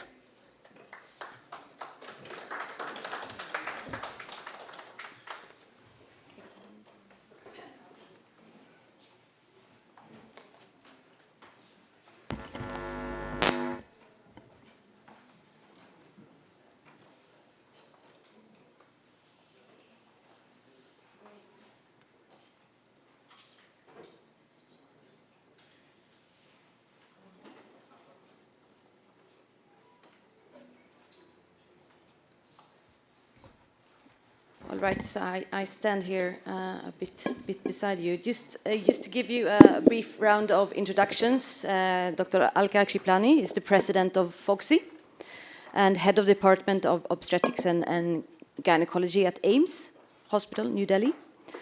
Dr. Hema Divakar is esteemed member of Executive Board, International Federation of Gynecology and Obstetrics. Mr. Mohammed Amil is a consultant for healthcare technologies with specialization in medical devices at National Health Systems Resource Center. Dr. Rahul Neitani is the senior consultant of hematology at Max Hospital. Mr. Björn Christ is president of HemoCue, and Dr. Ajay Kera, deputy commissioner, Ministry of Health and Family Welfare, Government of India. So I'm pleased to have all the panelists here today, and I would like to start with Dr. Alka Kriplani. Because according to WHO, the global anemia prevalence in pregnant women is 41.8%, almost 42%. And in India, that figure is even higher compared to the global average. What, in your opinion, would be improvements that are needed to improve health of women and children and subsequently lower the numbers? Actually, anemia is rampant in our Indian setting. Your figures, this 40%, we have seen in our pregnant patients, 70 to 80% are anemic. So if we have to eradicate anemia, we have to catch them young from adolescents. Then in pregnancy, of course, iron demands are so many, anemia so common. And the most important thing is supplementation of iron. So first is we have to assess and test the level of hemoglobin, and depending on that, we have to supplement iron. And Government of India has also started, and we are also doing. Now I would say injectable irons are so much safer. So for moderate to severe anemia, we give and advise injectable irons. And we have to, unless proved otherwise, we take it the anemia is iron deficiency anemia, except in very rare situations where hemoglobinopathies and sickle cell is the reason. So I would say supplementation of iron, dietary advice, and of course assessment, how much is anemia rampant, because all the programs in the future will depend on that. So all these are very important to eradicate anemia in our country. Thank you very much. And what would be sort of realistic timeline to eradicate or drastically lower the figures, in your opinion? Ideally, timelines should be very short, but in my lifespan, I'm seeing the timelines being extended, and I don't see in near future we can eradicate anemia in our country. So, moving on to Dr. Ajay Kera, Deputy Commissioner. You representing Government of India, I would like to ask you, in your opinion, what role does private players play in this battle against anemia and in general in improving public health? You know, anemia is such a huge problem, and without the private sector engagement, it won't be possible to eradicate. But just to give you the sense of the commitment, you all must be aware of the, I made a reference to the Sustainable Development Goals. And there is also something called as the Global Nutrition Targets. And within those Global Nutrition Target, one of the agreed target by the Government of India is reducing anemia by 50%. This is a tall order actually. But if you look at the history, how the India has performed, we are declining just by 1% every year. It's a very, very slow decline. I think something special needs to be done. And then something special which is being talked about nowadays is, it is not only preventive therapy. I think diagnosing well in time and then treating. So because the philosophy which was being followed in the past was a prophylactic. We used to give iron and folic acid supplementation to prevent. That's number one. So that means diagnosing and treating them appropriately is one of the major pillars which is being talked about and which is now the part and parcel of the Government of India's program. That's number one. And Government of India has launched a very, very big program for the last 3 years now, which is called as the National Iron Plus Initiative, NIPI. Now, NIPI basically talks of trying to address anemia as a life cycle. It's a life cycle approach. If the adolescent girl is anemic, she is going to be the anemic mother, and then she will give birth to an anemic newborn. So it's a kind of an intergenerational cycle. So that's why the Government of India has now come up with a very, very clear strategy for the last 2.5 years, I'll say. And we are talking about a life cycle approach. That means trying to give iron folic acid not only to the pregnant woman and lactating woman, not only to the children, but also to the women of the reproductive age group as well, and even the adolescent women. That's why we had a very big program which is called as the weekly iron folic acid supplementation. So the Government of India is very serious about addressing the issue of anemia. So that's one part of the story. But anemia is not only just a story of iron. It is beyond iron, because there are many things like relationship of wash. The repeated infection in the child, which is linked to the sanitation. And I think you're all aware of the great effort being done by India in terms of Swachh Bharat by our Honorable Prime Minister. That is also going to make a large difference impacting the overall anemia level in the country, because repeated infection is also linked to the absorption of the anemia. So that's number two. And thirdly, there's something called as the worms infestation. Now worms, if you look at the burden of worms in the country is to the tune of 40-50%. Again, every alternate child in the country has worms in their stomach. Now again, for the last 2 years, taking this anemia as the basic problem, the Government of India started a National Deworming Day all over the country. That means trying to reach each and every child right from 1 year to 19 years of age with the albendazole tablet twice in a year. And I remember last year when we had this big campaign, we reached to around 200 million children on a single day. So that was the scale of operation. But at this point of time, I am really very excited about this new technology, which will help in measuring the problem, helps in monitoring the problem from a public health point of view. I think there is a lot of potential, and we will always encourage the active participation of private players, both in terms of maybe the diagnostics, or maybe helping us, the Government of India, in terms of supply chain and the logistics around iron folic acid. Thank you very much. Thank you very much, Dr. Kera. I would just like to follow up because you're talking about great governmental initiatives, and we have heard and are here today to see great private companies' initiative. But could you just comment on how private and public sector could work even more closely to collaborate? Do you have a short comment on that? No, I think I said, one of the things was, like this so-called the point of care testing. We can have, public-private partnership even in that regard. Because I heard that the kind of the HemoCue test, it costs around maybe 25 rupees. And maybe, one can think of, some kind of a common, kind of place where all these technologies can be manufactured and put together as a public-private partnership.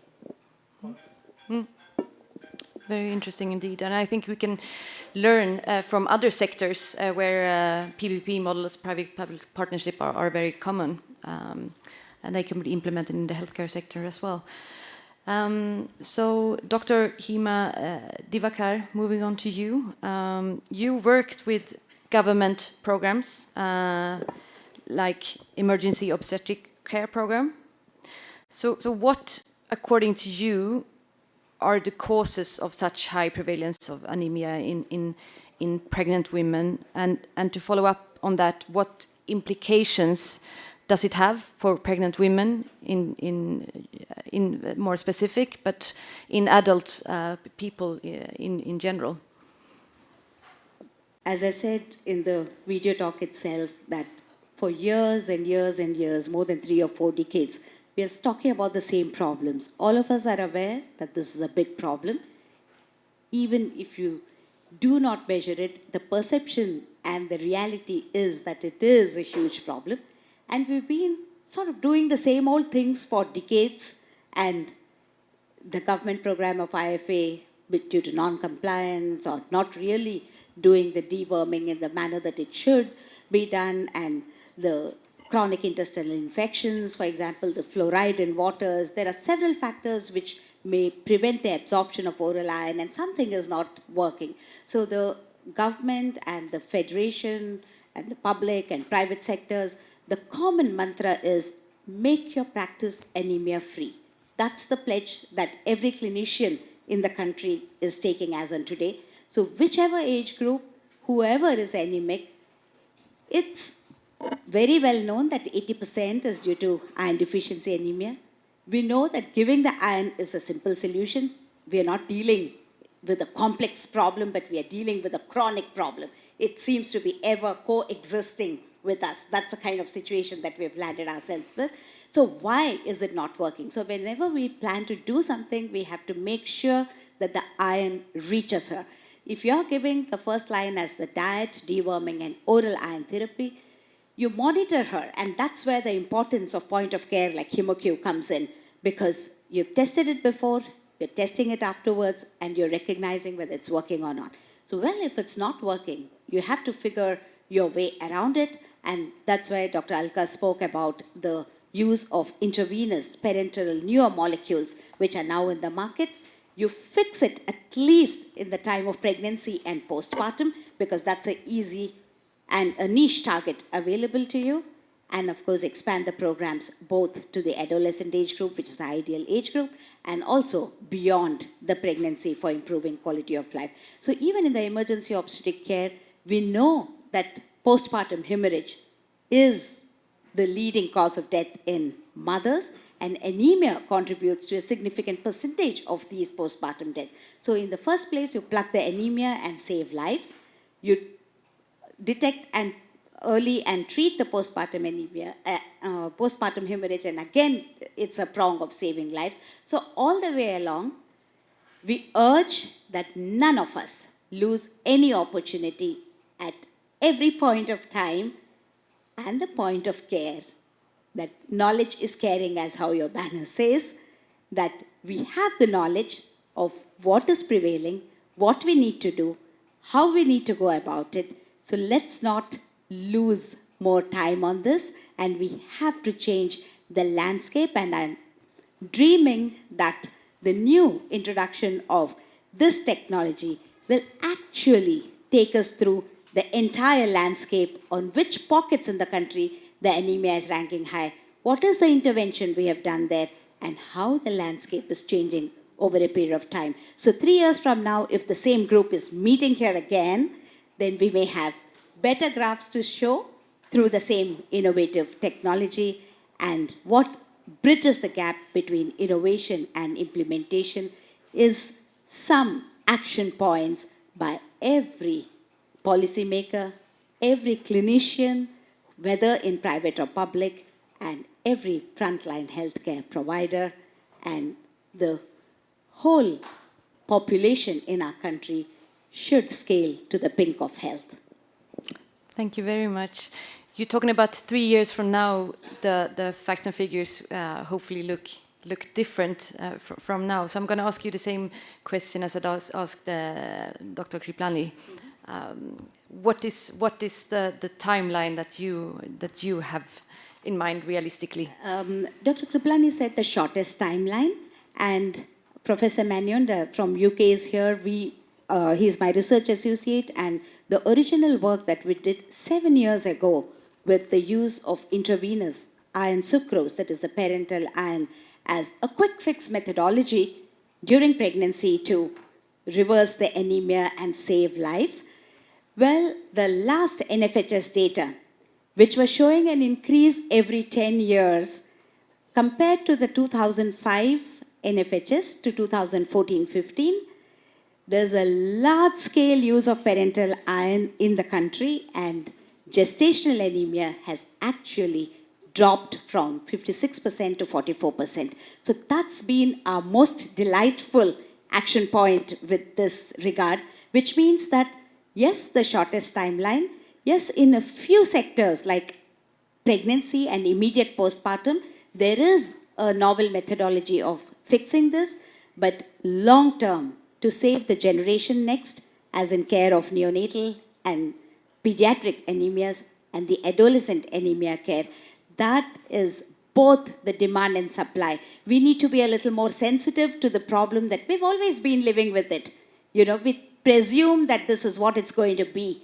But well, as I said, that we are now talking about concrete solutions, and the first milestone that we as clinicians are drawing for ourselves, the next 3 years, we will not be able to eradicate anemia, but with the use of this technology, bridging the data gap, it'll be delightful to see what's it as on today, because we are measuring it in real time.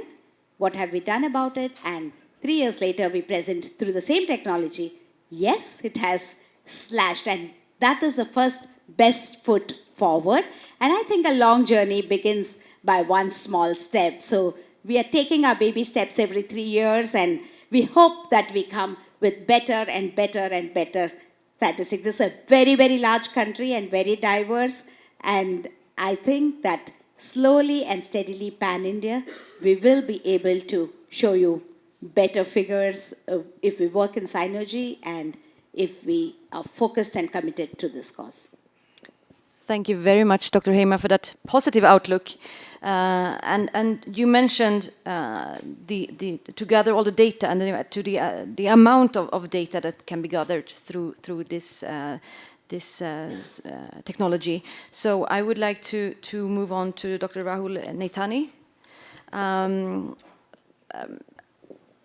As has been presented during the course of the evening, this is a huge opportunity to get massive data. But I'm thinking, what is the next step when you have all this data at hand? What would you, as a clinician, how would you react to the data, and how would you work with it? I think the first thing this data would do is establish a baseline, because most of the times we are making guess estimates. And as you said in your talk, that we are likely to find a solution once we realize a problem exists. So far, it is a guess estimate that, yes, large majority of us are anemic. Once the data is actually generated, we may be surprised, maybe pleasantly, more likely otherwise. So once we know that vast majority of Indians, whatever percentage is anemic, then we can start to take corrective actions. Now, again, I'm a hematologist, I'm purist in that sense because I practice only hematology. There can be a lot of other causes of anemia. Leave aside the rare or the less common causes. Iron deficiency is by far the commonest cause. So yes, Dr. Kheda suggested that iron fortification, weekly iron supplementation, that is a step in the right direction. We presented a data where we had a pre and post, and we saw that in a lot of people hemoglobin were increasing, not in all. And one of the reasons would be that iron deficiency probably was not the cause of anemia.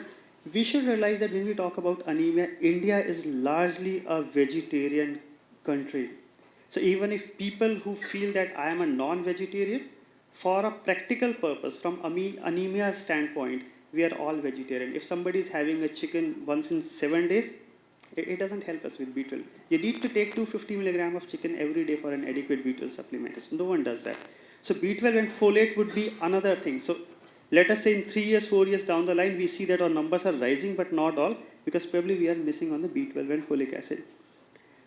I do not know, it's a suggestion and comment, and if it's technically possible, that in point of care testing, if we can have MCV because the moment we know MCV is high, we know iron supplementation is required, but this is the candidate for B12 and folic acid. So supplementation certainly, but we know that large majority of Indians would be iron deficient, so an iron supplement is certainly required. The most important aspect would be, educating the caregivers. First, we doctors, clinicians, primary care providers need to realize what anemia is. I given formula of simple 11, 12 and 13 hemoglobin. 11 in pregnant female, 12 in a normal non-pregnant female and 13 in an adult male. So if an adult male is coming with a hemoglobin of 11.4, it is not a normal, it is not a good hemoglobin. This particular patient is anemic.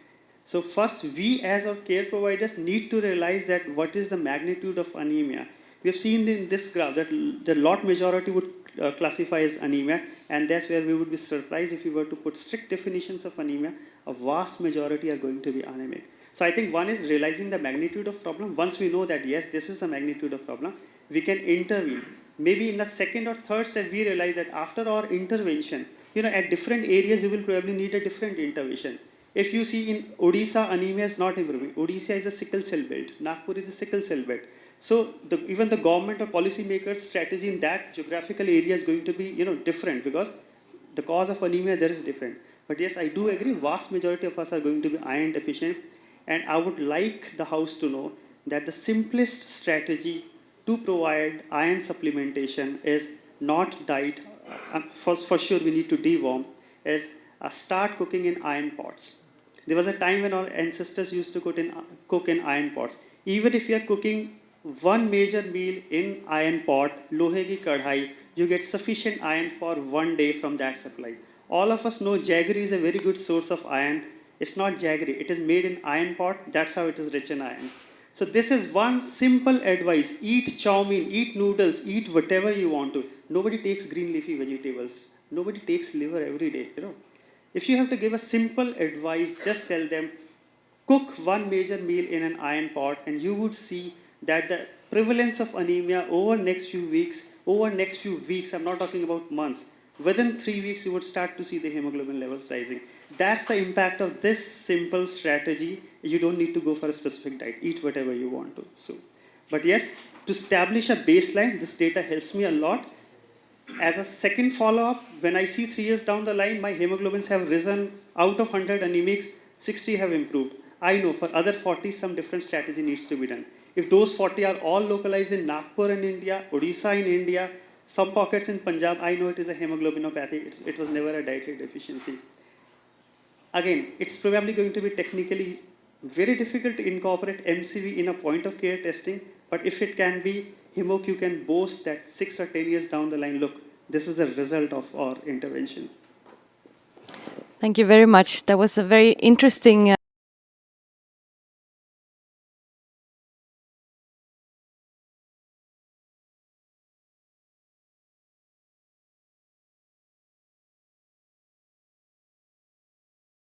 doctor work with reaching out to the patients you meet. First of all, what do you think that the level of understanding of anemia and knowledge of anemia is among the patients you meet, and how can you as doctors reach out to the public to educate them more? So I think my major roadblock is that no one realizes that 10.4 is anemia. So first of all, they have the problem, they just don't realize that they have the problem. That's my biggest roadblock. I think once you know a problem exists, you're going to find a solution, you're going to treat that. But they need to realize. So that is my first problem, that definition of hemoglobin 11, 12 and 13, that respective population. Once you realize that my hemoglobin is, as a clinician, everybody would react to a heart rate of 160. Everybody would react to a potassium of 7.1. It rings an alarm, it is abnormal.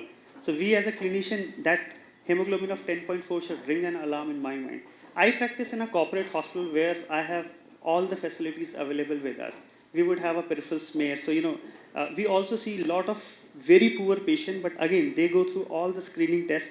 So in my clinic practice, it is very easy. We do the entire workup. But again, at mass level, at community level, it is not logistically feasible to do all those testing. So I think at a policy level, a simple iron supplementation, and my personal advice is generally cook in iron pots. That is possible. If that does not happen, for all practical purposes, we are vegetarians, so I would suggest if you're not improving, your hemoglobin should rise after 3 weeks. If that's not happening, bring in B12 and folate supplementation. Thank you very much. Moving on to Mr. Björn Christ that we heard from before, president of HemoCue. We've seen examples on how your new technology works with the cloud-based solution. Could you describe a bit more why you think this is suitable for India as a country, and why are you choosing India as the destination for this global product launch? We are choosing India for this launch because, in our view, screening for anemia around the world, we see the highest prevalence of anemia in India. We also see high prevalence in some parts of Latin America, Africa, Southeast Asia, but actually mostly in India. And also the scale of the problem in India is beyond what we see in other markets. So it's where we see the biggest challenge. Yes, thank you. And also to give you the same question as I've given to a few of the panelists before. 3 years from now, 5 years from now, or what is your timeline, and how can your technology help in that journey? I think that in the short term, we are going to invest on our own initiative. We hope to find partners, but if we don't have any partners, we are going to ourselves put analyzers in each state. That will form the foundation of the system so that we can see the anemia levels for each state. And what you're asking about here is targets. I think that will allow us to set the baseline in 2 years, maybe earlier, at most 3 years. So then we have the baseline, but maybe earlier. I think a good target would be the WHO target, which is to reduce anemia by 50% by 2025. And that would require us to reduce it by 5% per year from now on. And that sounds harsh, but if you also measure it every year and follow up on it every year and know what to do about it, then I think it's actually doable. And to the cooking class, I would say I completely agree with that. I'm going to do a little bit of advertisement for another company out there called the Lucky Iron Fish. This is a company that have produced a fish shaped out of pure iron that if you don't have an iron pot but an aluminium pot or something, you put the fish in there and you cook whatever you want to cook with that, and it gives off the iron. So I completely recognize that. The point, I think, is that addressing anemia doesn't have to be that expensive necessarily, and in my opinion, particularly not relative to the payback to India. Thank you very much. Another good cooking tips, and I know that Indians don't eat fish that much, but maybe with this fish you can put that into your daily habit. Mr. Mohammed Amil, moving on to you. You're representing the public sector. Could you please shed some light on the National Diagnostic Scheme in India, and how does the government support innovation within this field? No, thanks for the question. Regarding a national program, as Dr. Khera had mentioned, that we have a separate program for anemia already. But since your question deals on the National Diagnostics Initiative, I wanted to highlight that Government of India is supporting the state governments in rolling out the free diagnostics initiative. And as per this diagnostic initiative, there are 2 ways to deal with it at the state level. One is by filling up the infrastructural and human resources gaps at the states. So you can in-source some of the HR for diagnostics of which you do not have. You can buy equipment with the support of government. And there is a second method which Dr. Khera had mentioned, is a PPP mode. So some of the states like Andhra Pradesh and Maharashtra, they've outsourced most of their diagnostics to a service provider who does it on a hub and spoke model.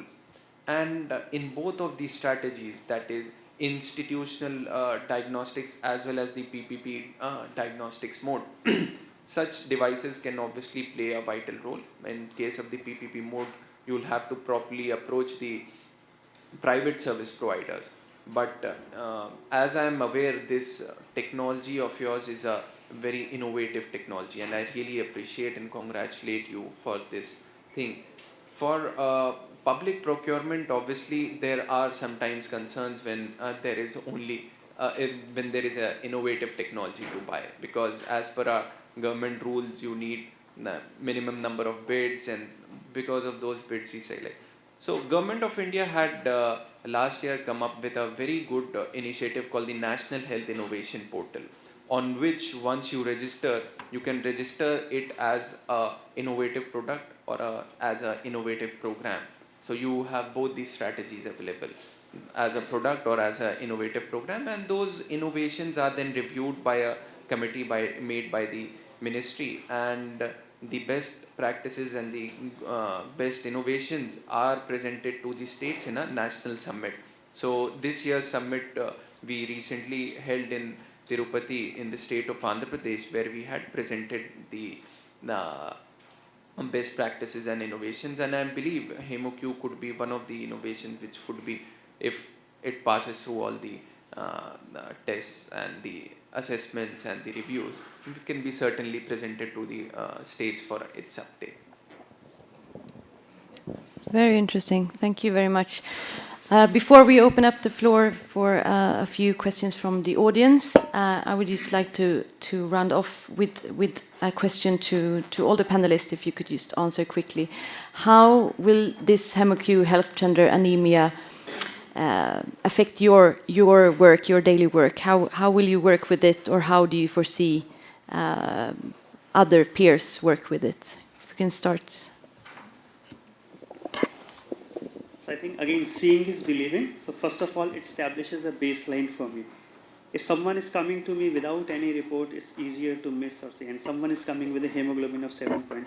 So first of all, it is giving me a diagnosis. I am able to label that particular person as anemia, and that's where, once a problem has been identified, it will be solved. So that's not an issue. I think the main focus has to be on identification of problem, and that's where HemoCue helps us in identifying that problem, in labeling that problem. As far as our experience goes, it's really a point of care. As you saw in the video, we take it to the schools to check it at their own premises. Dr. Surendra is here from Bangalore. There are 2 lakh garment factory workers. He has initiated a huge program of point of care testing and treatment at the factory level itself. So this is reaching out to people.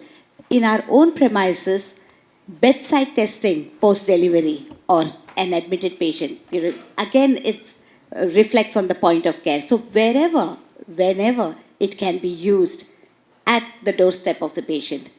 Maybe the community health workers, the ASHA workers, when they're going from home to home, there are certain mandatory tests that needs to be done on every woman. So this also is included as one of the point of care tests. So the scope is immense, and as widely as we think, we can just expand to anybody and everybody who is available to us, because as we have ourselves acknowledged that everybody in the nation deserves to know their hemoglobin. So that's the point of care for me. Thank you. I think apart from just generating the data that how many are, it's very, very important that we know the level of hemoglobin and we aggressively treat it. We make guidelines, good clinical practice recommendations that if it is 7, if it is 6, if it is 8, how to treat that patient. And especially in pregnancy, we don't have much time in our hand. So whether to treat with injectable, whether to give blood transfusion. And secondly, for all these less privileged areas, because nothing is available, so HemoCue doesn't require a very sophisticated setup. That's a very, very big advantage. I work in a tertiary center with all the facilities, so I may not be in a position to realize. but where nothing is available, the blood tests are so difficult to. So this is a very good way to exactly measure and then make treatment strategies and teach our healthcare workers that at this point how aggressively to treat and how exactly to treat. That will be really a big step forward. Thank you. I find a lot of potential in this technology. Keeping two aspects in mind.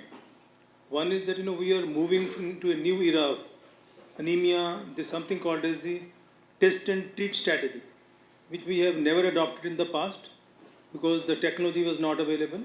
We were believing in the concept of a preventive therapy to all mothers, to all women, to all children. But now the new concept which is there, and we are going to adopt it, treat and test philosophy. I think when we talk about test and treat philosophy, I think this particular equipment has a technology has a lot of potential in taking it forward. That's number one. And again, from a public health perspective, obviously India is so big, and there must be obviously geographical variations across the country, within the state, even within the district. And the kind of the data which are being captured on a real-time basis will really help the program managers sitting at the district headquarters, to pay specific attention, whether it's a problem of thalassemia or sickle cell anemia or iron deficiency anemia. We'll be able to identify those so-called the hot spots to make a kind of a targeted intervention. Thank you very much. Thank you. I'm not a clinician, I'm a biomedical engineer by training, health technologist. And I look at this technology from my perspective. I used to wonder earlier if we could have a diagnostic device like a biometric machine, school children entering the classrooms before and checking. So something of that sort, so that we have a collective data in the end. And I see this technology not very far from my imaginations, what I used to do. And it certainly has a lot of potential to generate that right kind of data which we need to actually, as my co-panelists mentioned, to treat it in a proper strategy. Thanks a lot. Thank you very much. Thank you.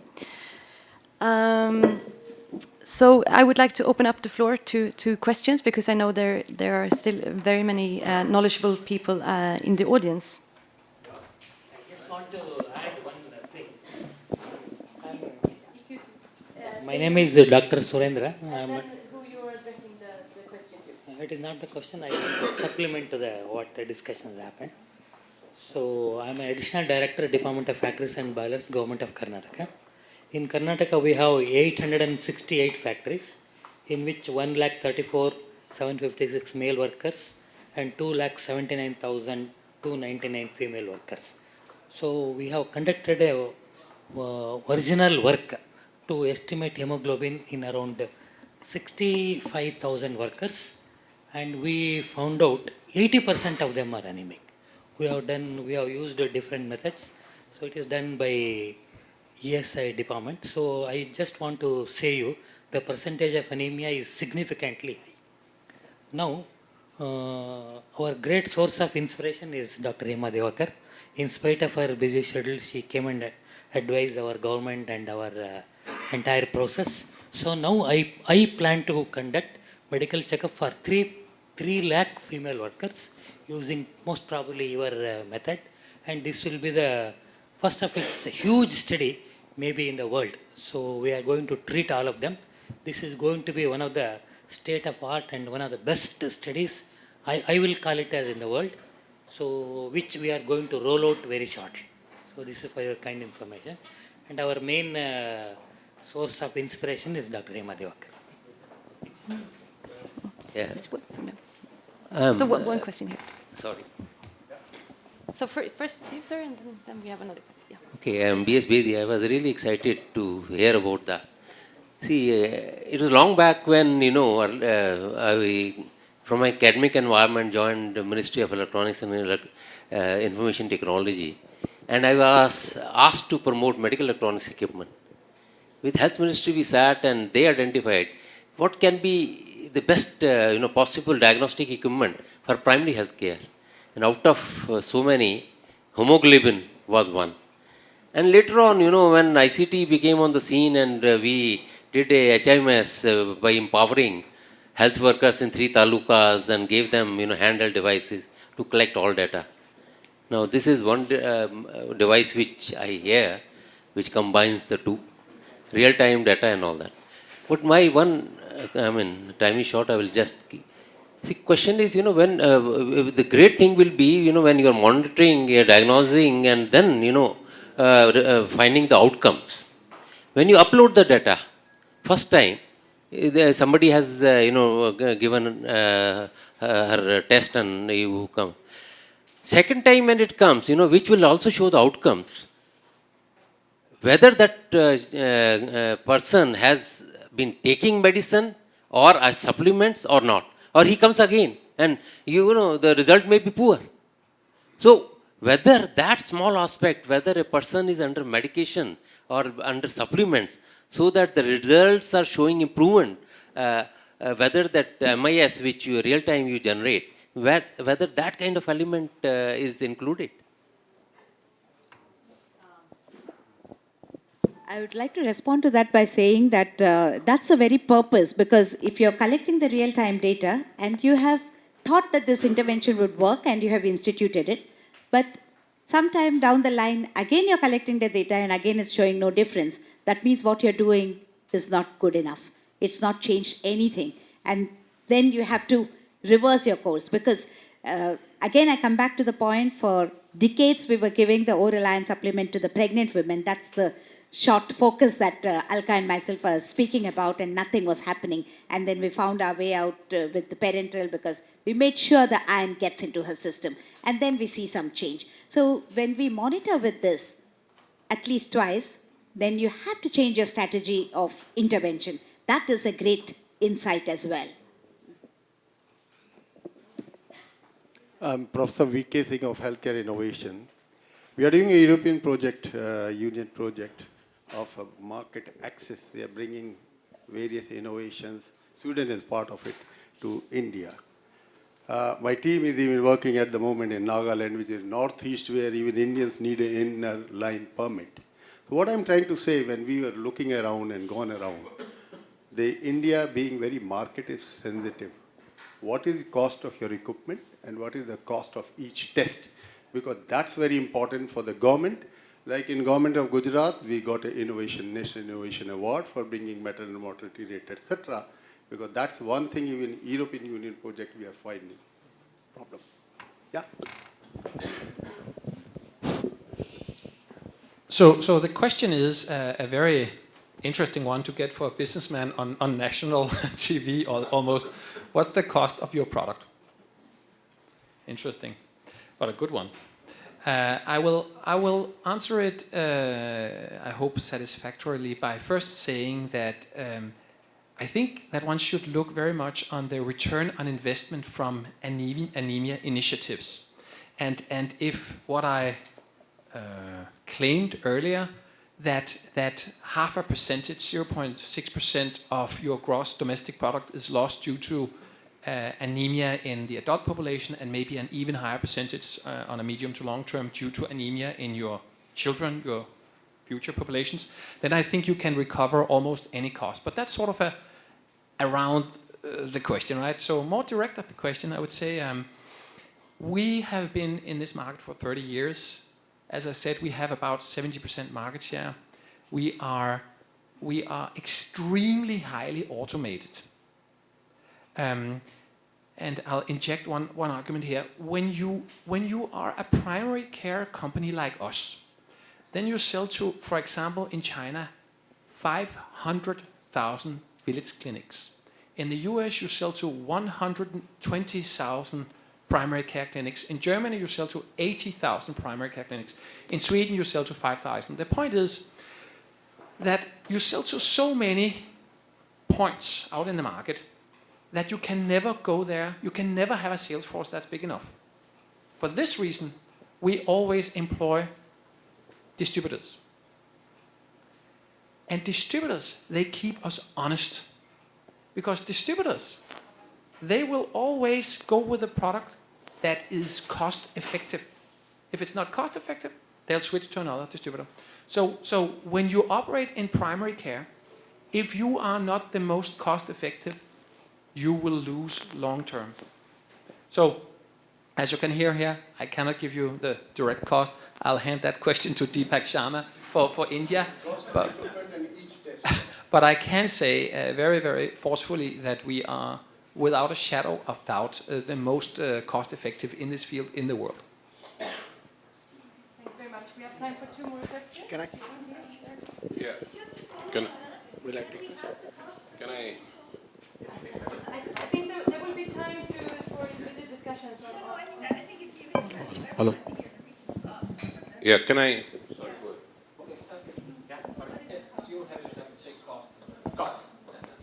Again, it's a very chicken and egg situation, some sort of.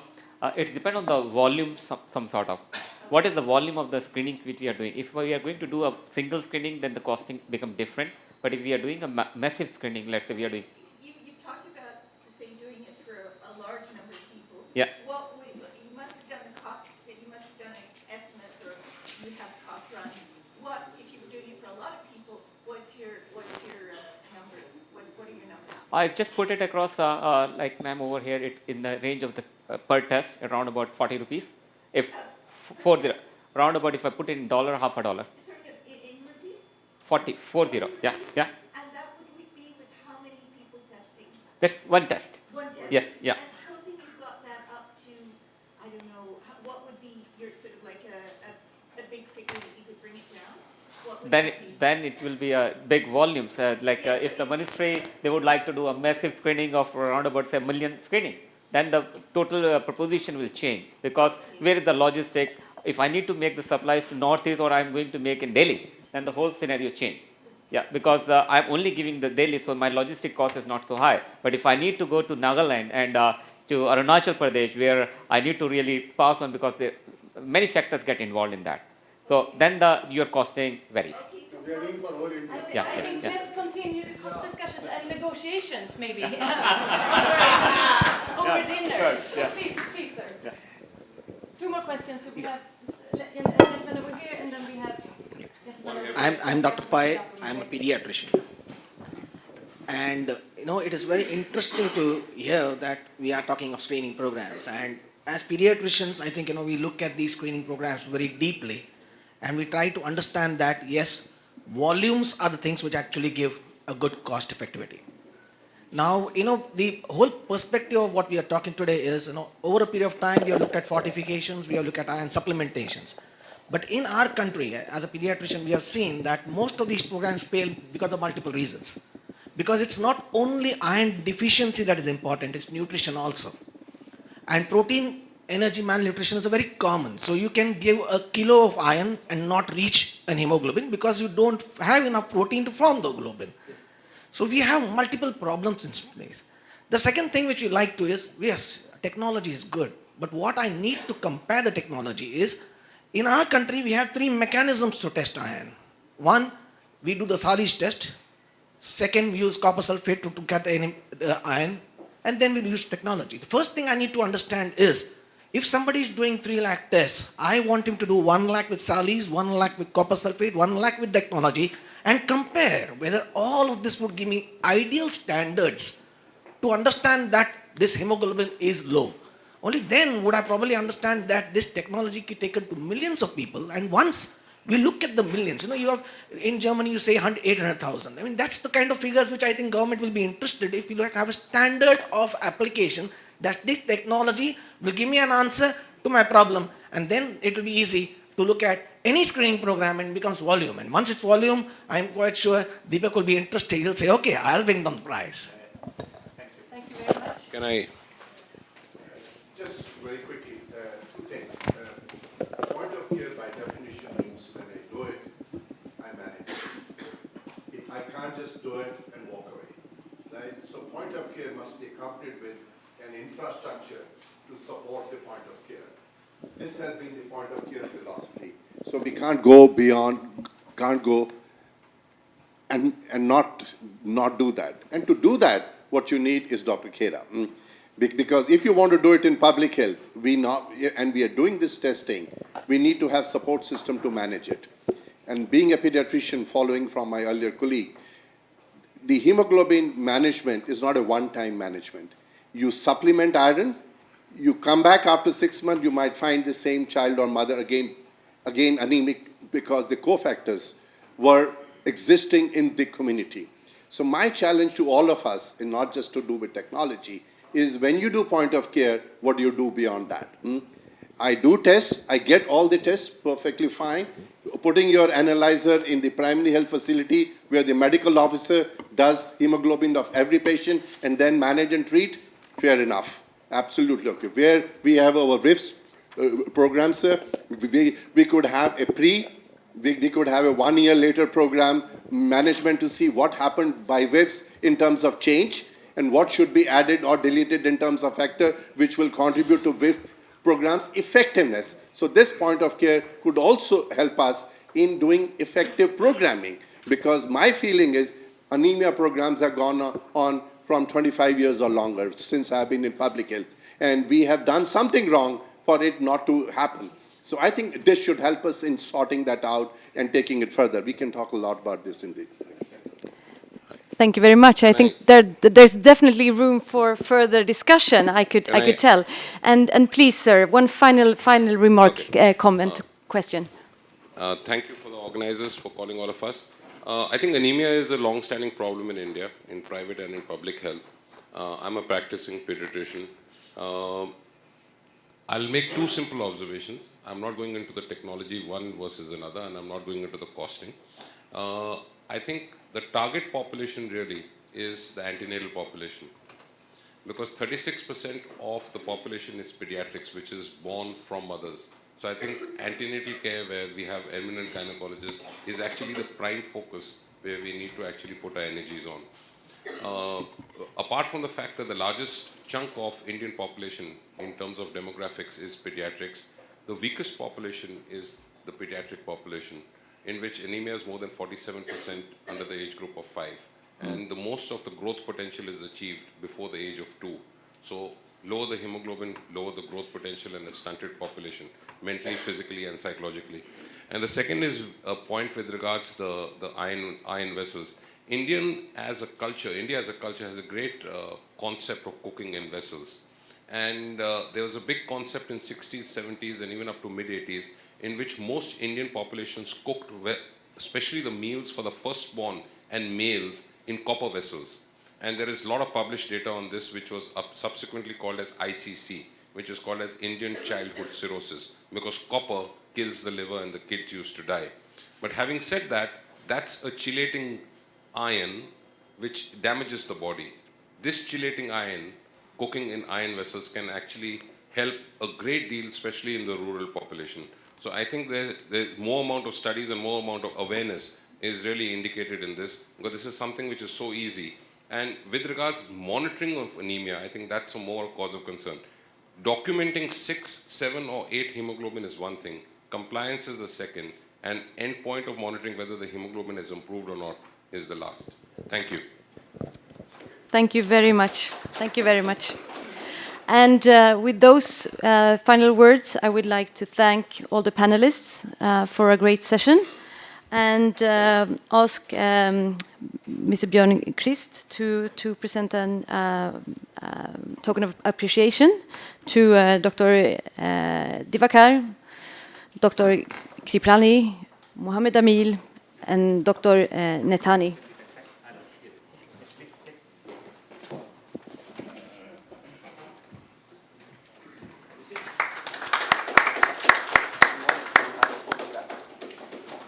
And more than him myself.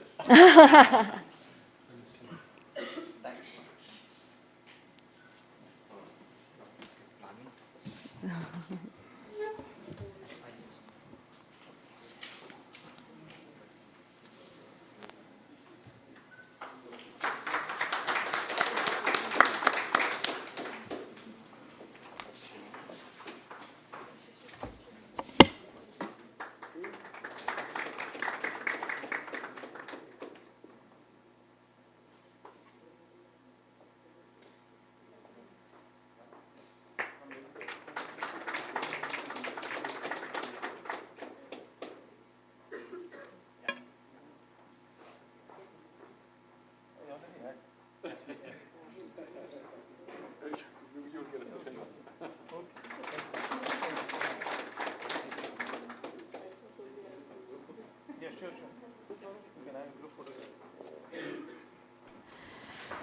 Bjorn, you have to make your response.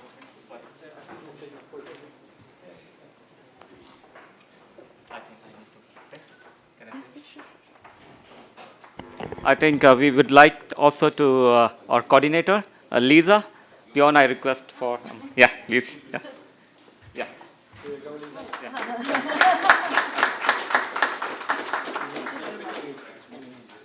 Yeah, please.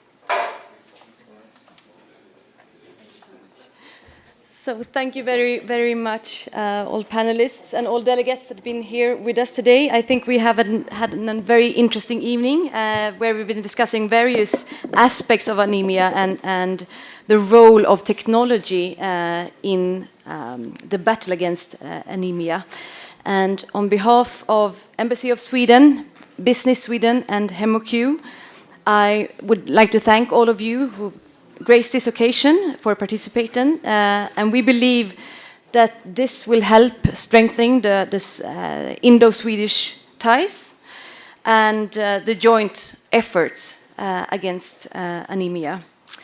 And before I request you for all invited to join us for dinner at the ambassador's residence, I would please pledge your support to the fight against anemia. And we have an I Pledge campaign in the garden here outside. And Deepak will lead you all to that campaign where you can sign your initials and express your support. And right after that, I invite all invitees to join us for dinner at Ambassador's Residence, just the building next door. Thank you very much and have a pleasant continuation of the evening.